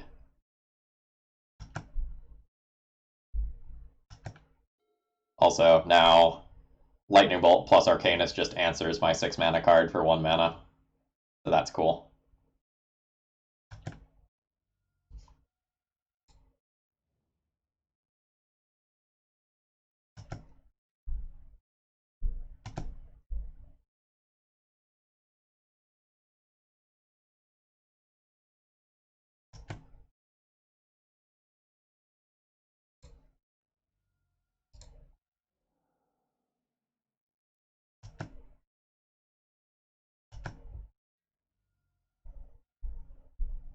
Oh, I forgot to Mazavith.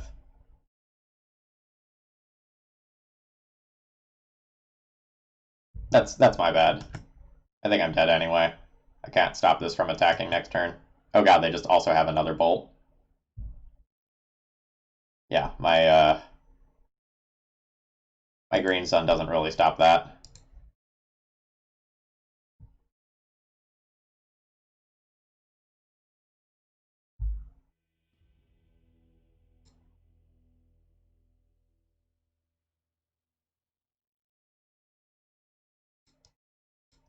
Alright, so I misplayed while talking with chat. Like, that's on me, but we are not gonna beat that anyway.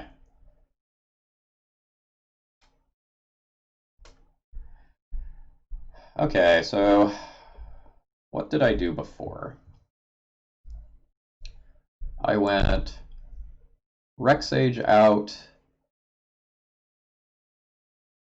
crop rotations out,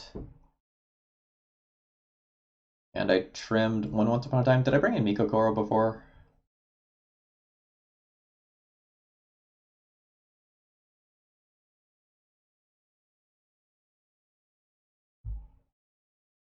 I think I did, but now that I've seen Carpet of Flowers in action and the amount of mana that it can produce, especially in multiples, I might just leave in the once upon a times.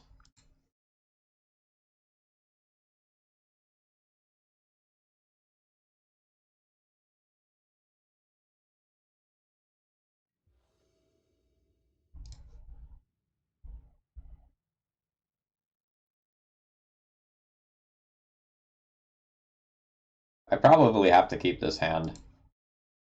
Like, it has 5 lands. It has 1.5 defensive options in that.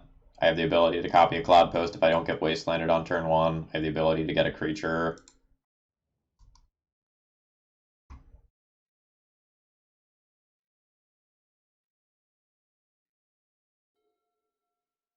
Why play Miko Koro? It taps for a mana. That's the reason. But we got Wastelanded on turn 1. Cool.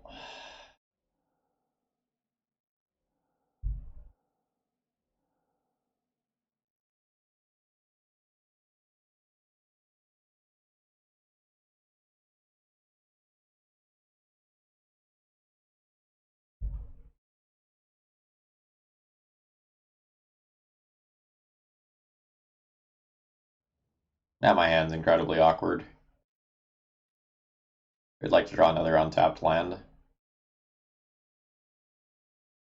I didn't play a spell on turn 1, right? I did not. I think I would go ahead and just cast this here.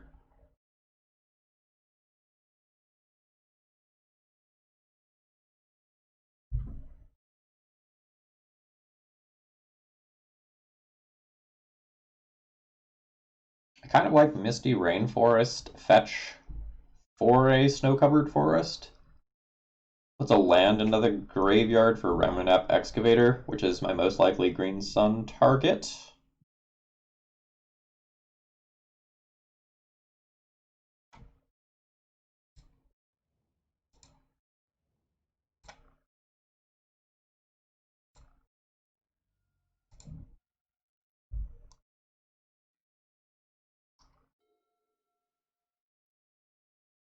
Now we're just looking to like draw and resolve a couple of carpets. Oh, great.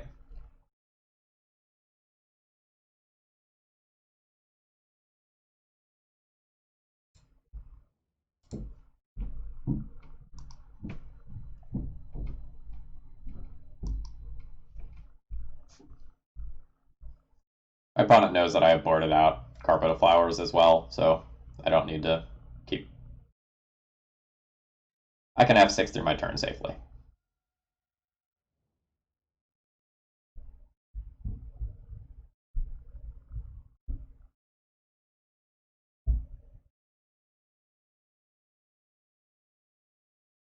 Isn't this a fun play pattern? Now my opponent gets to draw an extra card every turn.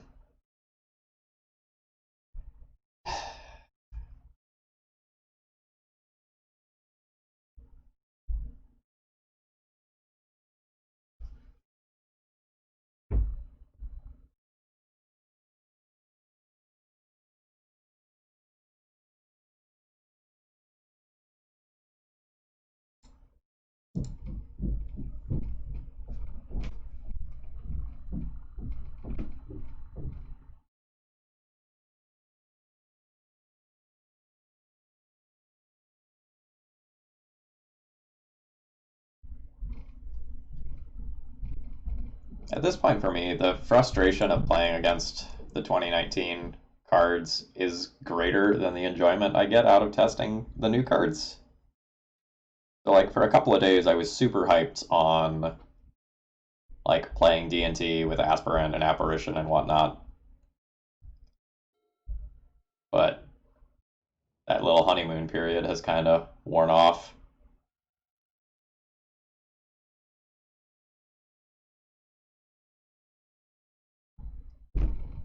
So my opponent is going to get 2 brainstorms.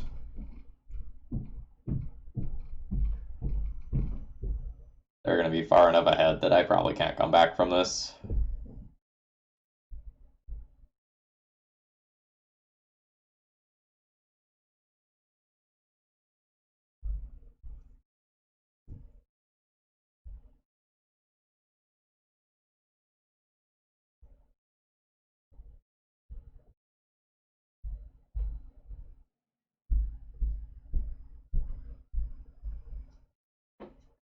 No, Dreadhorde Arcanist is insane. You answer it immediately or you lose to it in most cases.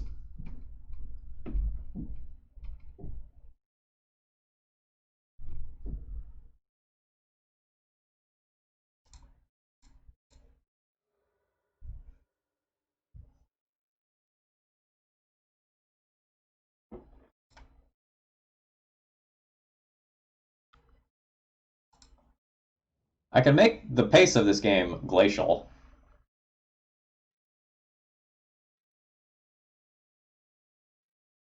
But my opponent still gets to cantrip every turn for free. So we're coming out behind.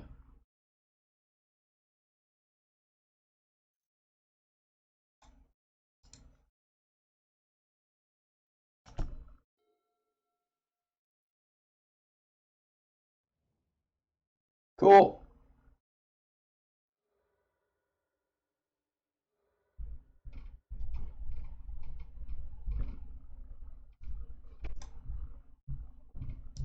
Yeah, let's throw in the towel there. That's fine.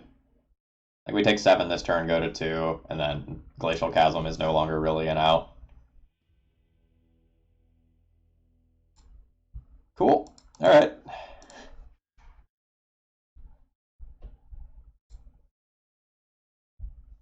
So I'm going to do the debrief now. This deck is not good. The green mana is not adding consistency. It's taking away from consistency. I'm having trouble casting my spells, and this league has been very awkward. The green mana is not adding to this deck in a meaningful way. I really just wish I had castable cards, Chalice of the Void, Thought Not Seer, stuff of that nature, Grim Monoliths. Um, that's that's basically what I have to say about the debrief. The utility of the Green Sun toolbox is not strong. Elvish Reclaimer has not been consistently good. Without a bunch of fetch lands, it's not turning into a 3/4 and becoming a real threat either. I wish I was playing Colorless Post. So, like, we haven't been able to activate this at all in a meaningful way. The best thing about this list is that there's 4 carpets in the sideboard. That part is absolute fire. That was really good. But as far as a game 1 deck, I feel like I am a terrible game 1 deck. So Jao, thank you very much for following.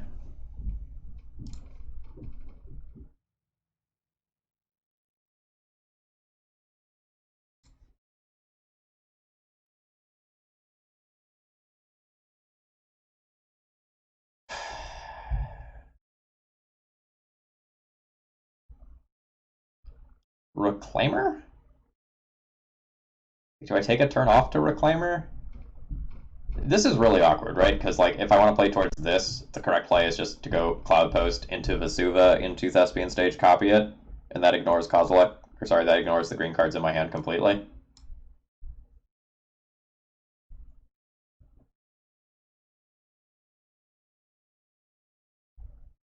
Deck is definitely at odds with itself. I think I'm just going to go big mana with this hand.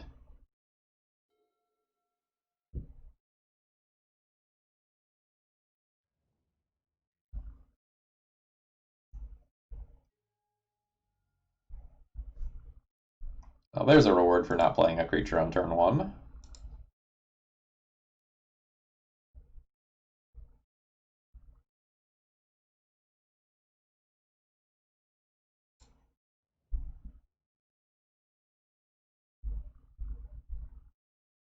Yeah, it's very awkward that I'm not going to be growing this in the short term.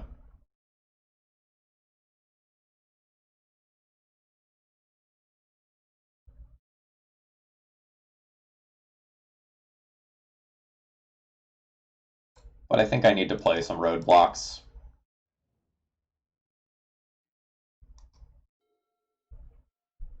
This isn't an immediate roadblock, but it might be good enough to take a lightning bolt.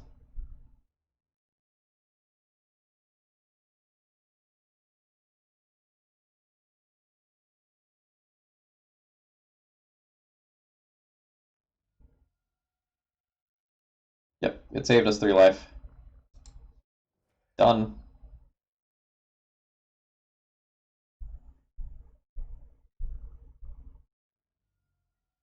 Pithing Needle. Great draw. Okay.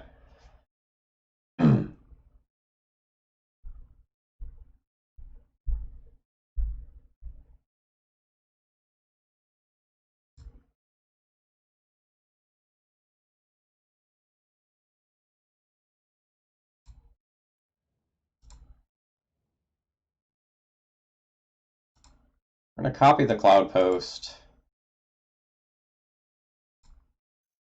I will Pithing Needle their Sunbaked Canyon.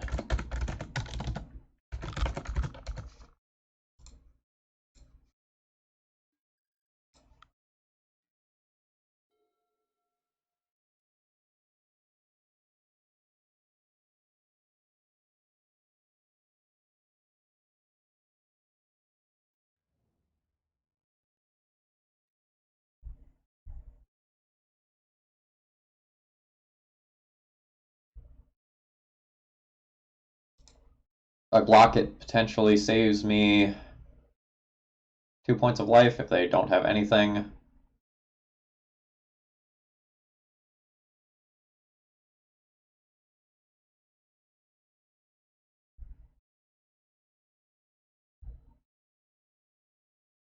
If they have something, don't they...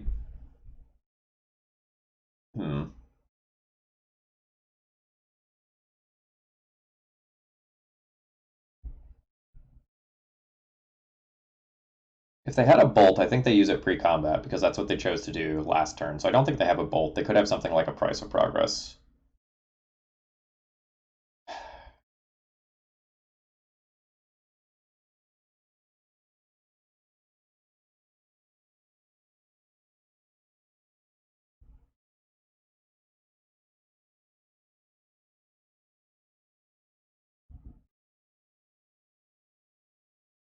I think I'm not supposed to block because next turn I can fetch a Glimmer Post and gain 4 life with this.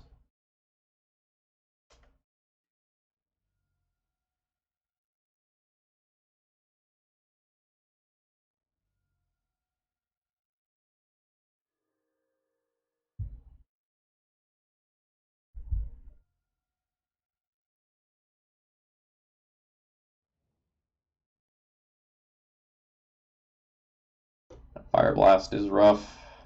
This is also not great for me.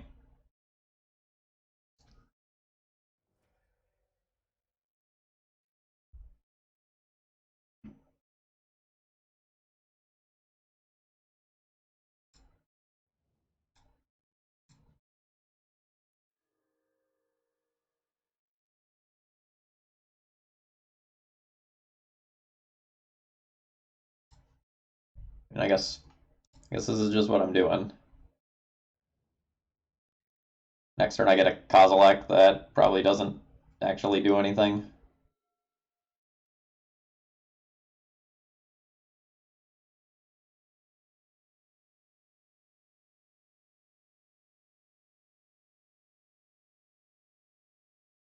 Cool.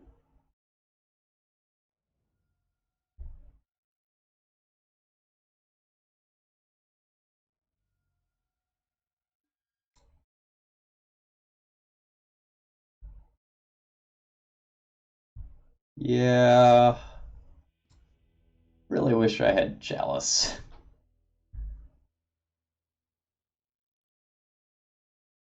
I don't think I really have sideboard cards for this matchup. Like, I can Force a Vigor, but my opponent seems to have a lot of direct damage, and that probably means that things like Sulfuric Vortex aren't in the main deck. My Pithing Needles are really bad. Like, those need to come out of the deck.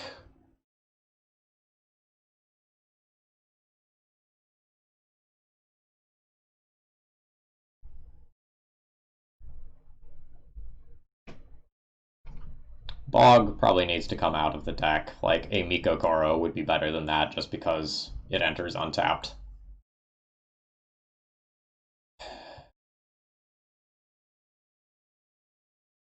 And then a lot of my cards are awkward and slow. So I'm boarding in 5. That would be 1, 2, 3.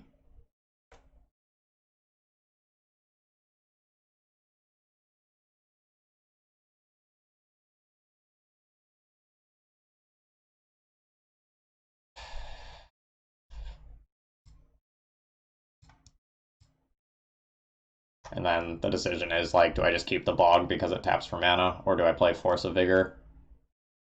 Like, Eidolon isn't that spooky because, like, we have big scary cards.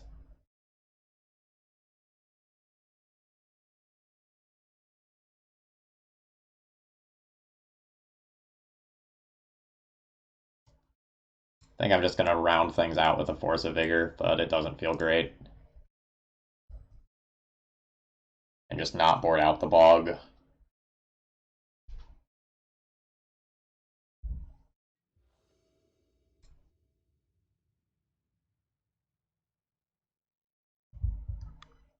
Yeah, it doesn't feel like this hand does anything. I can crop rotation this into a better land and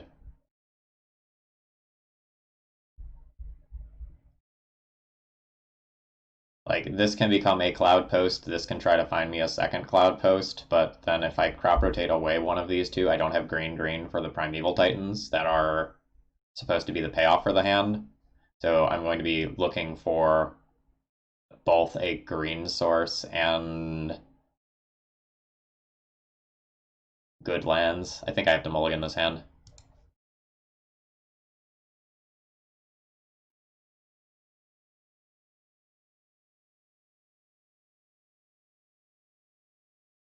This one I'll keep. I'm going to throw back the Caracas. Once Upon a Time on turn... yeah, I'll Once Upon a Time on turn 1, then probably immediately crop rotate into a good land. I think I take a Glimmer Post over a Cloud Post.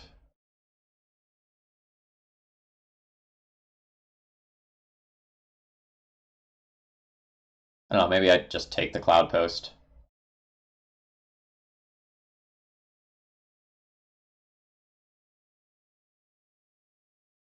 Yeah, maybe I'll just take the Cloud Post. I don't know, this is close. If I take a Cloud Post, I don't have to use the crop rotation yet, and I can be more flexible.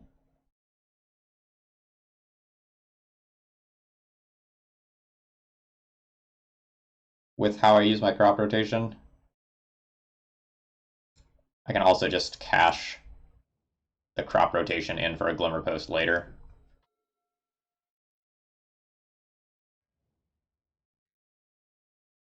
Not casting the crop rotation leaves one more land in my deck for Goblin Guide reasons.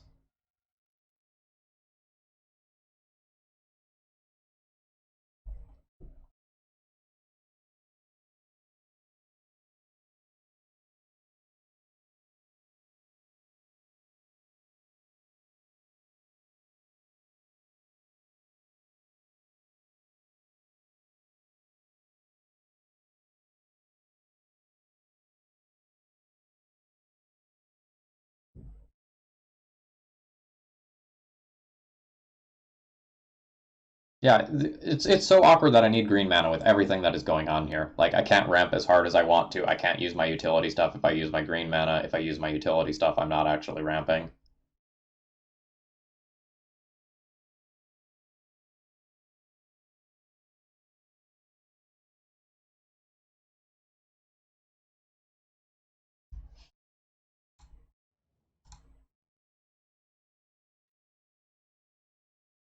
I think I'm just going to play Cloud Post this turn, Glimmer Post next turn, and then on turn 4, cast Green Sun.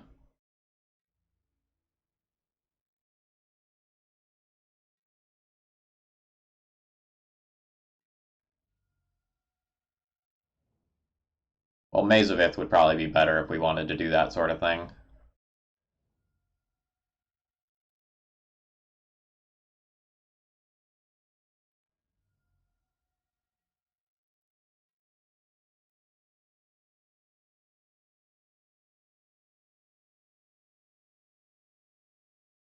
Can't really play that Glacial Chasm, I don't think. It's actually very bad that we drew that. I was intending on tutoring that up next turn.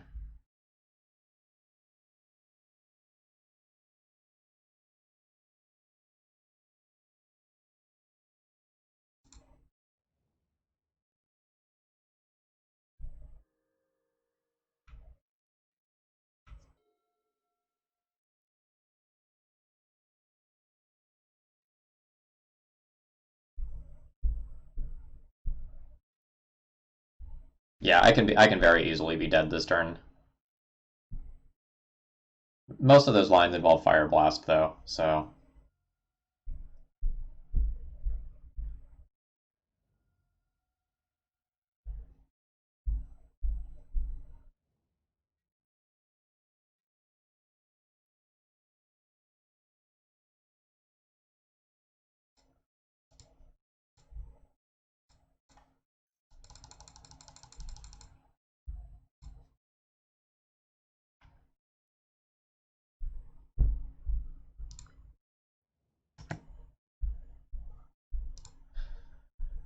yes, I will use Primeval Titan's ability. I will grab a Vesuva and a Glimmer Post.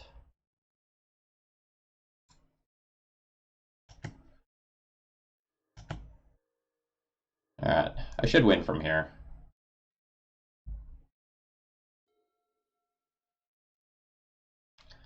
Weird things can happen with Price of Progress, but outside of that, I think I'm good.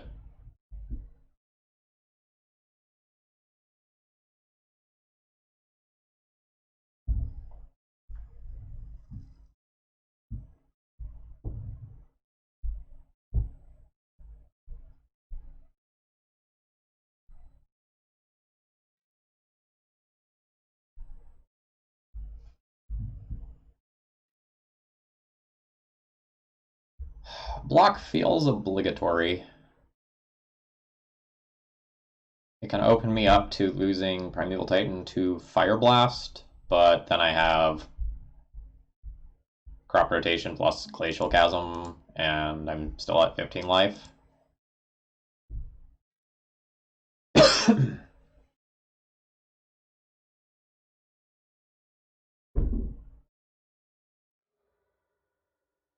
I just draw a card.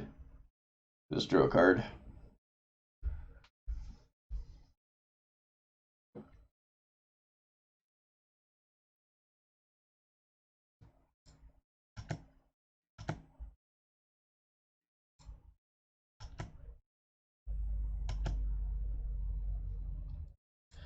I will use Primeval Titan's ability. I will pick up Glimmer Post and Glimmer Post.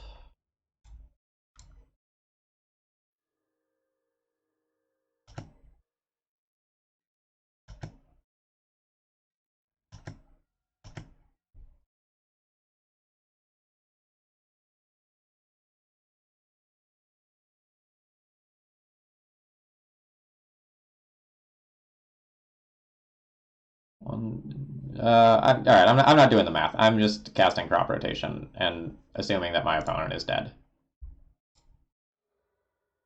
1, 2, 3, 4, 5, 6, 7.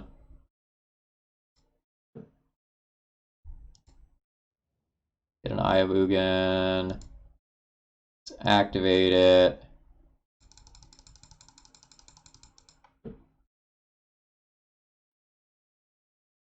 Seven, I said? 7, 8, 9, 10.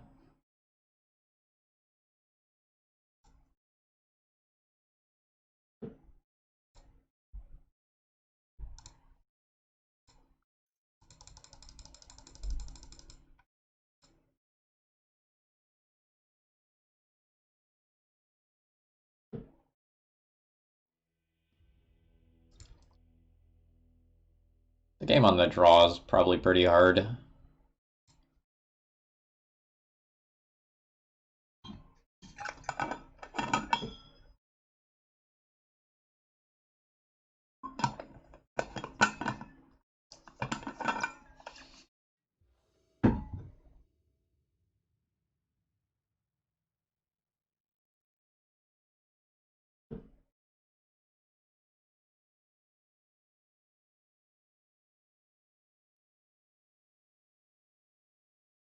This is just another incredibly awkward hand.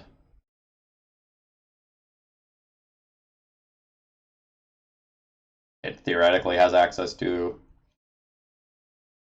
a bunch of things that I can cast. I guess I keep this.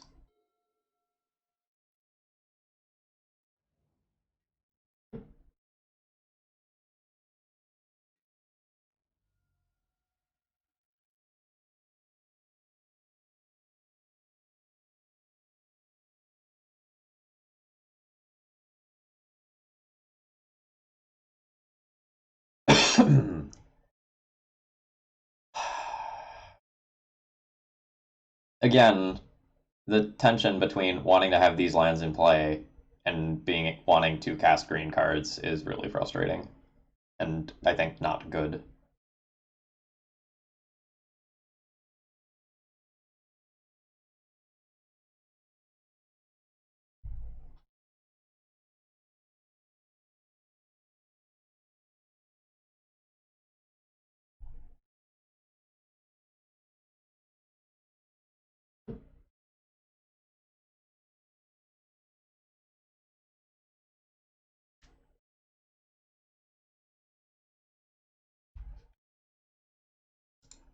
I think I'm going to play the Reclaimer, mostly in the hopes that my opponent spends resources on it, but I don't really think it's good, right? Like, I can throw it in front of the bus and it saves 2 damage.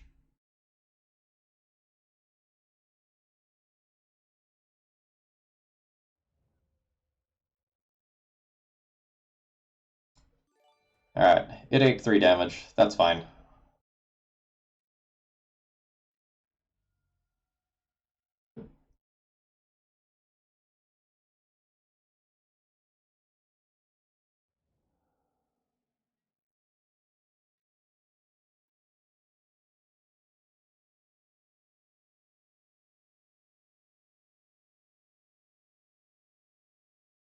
I could play Glimmer Post.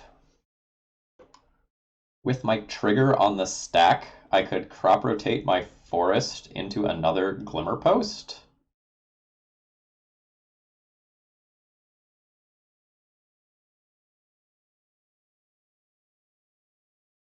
Gain 4 life this turn, gain 3 life the following turn. I could do the same thing and crop rot for Cloud Post, and then that ramps me instead. That might be better.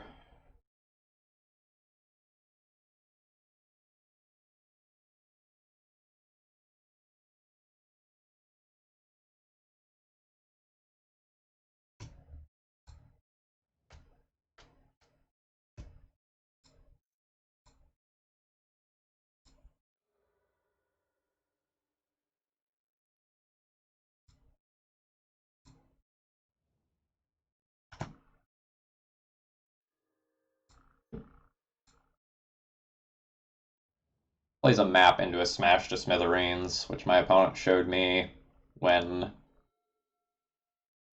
I lost last game, but whatever.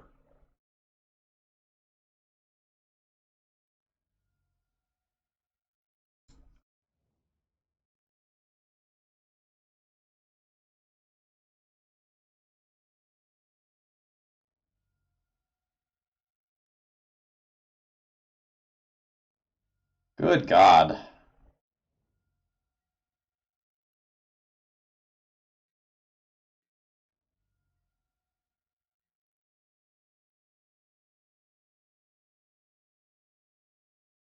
I think I'm likely dead if I don't gain life this turn.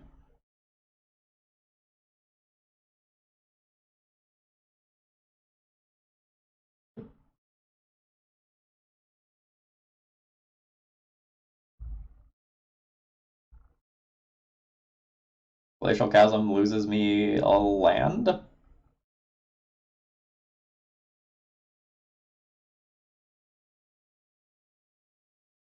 Don't know that I can do that.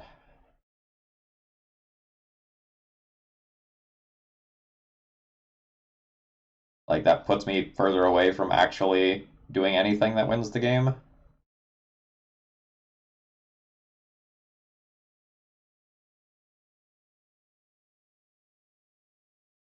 I think I just need to keep gaining life.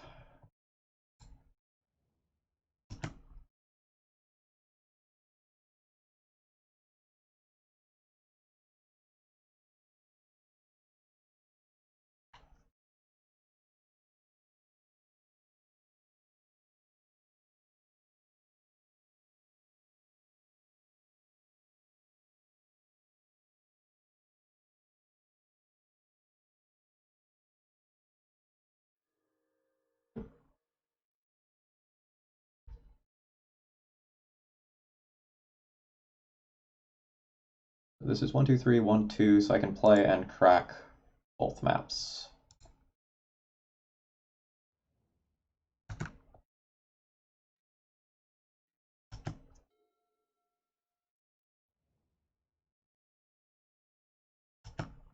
As long as they don't have very many persistent sources of damage, I'm not actually in all that bad of shape. Oh, that sucks. Now I am. Now I'm dead to any burn spell. Cool.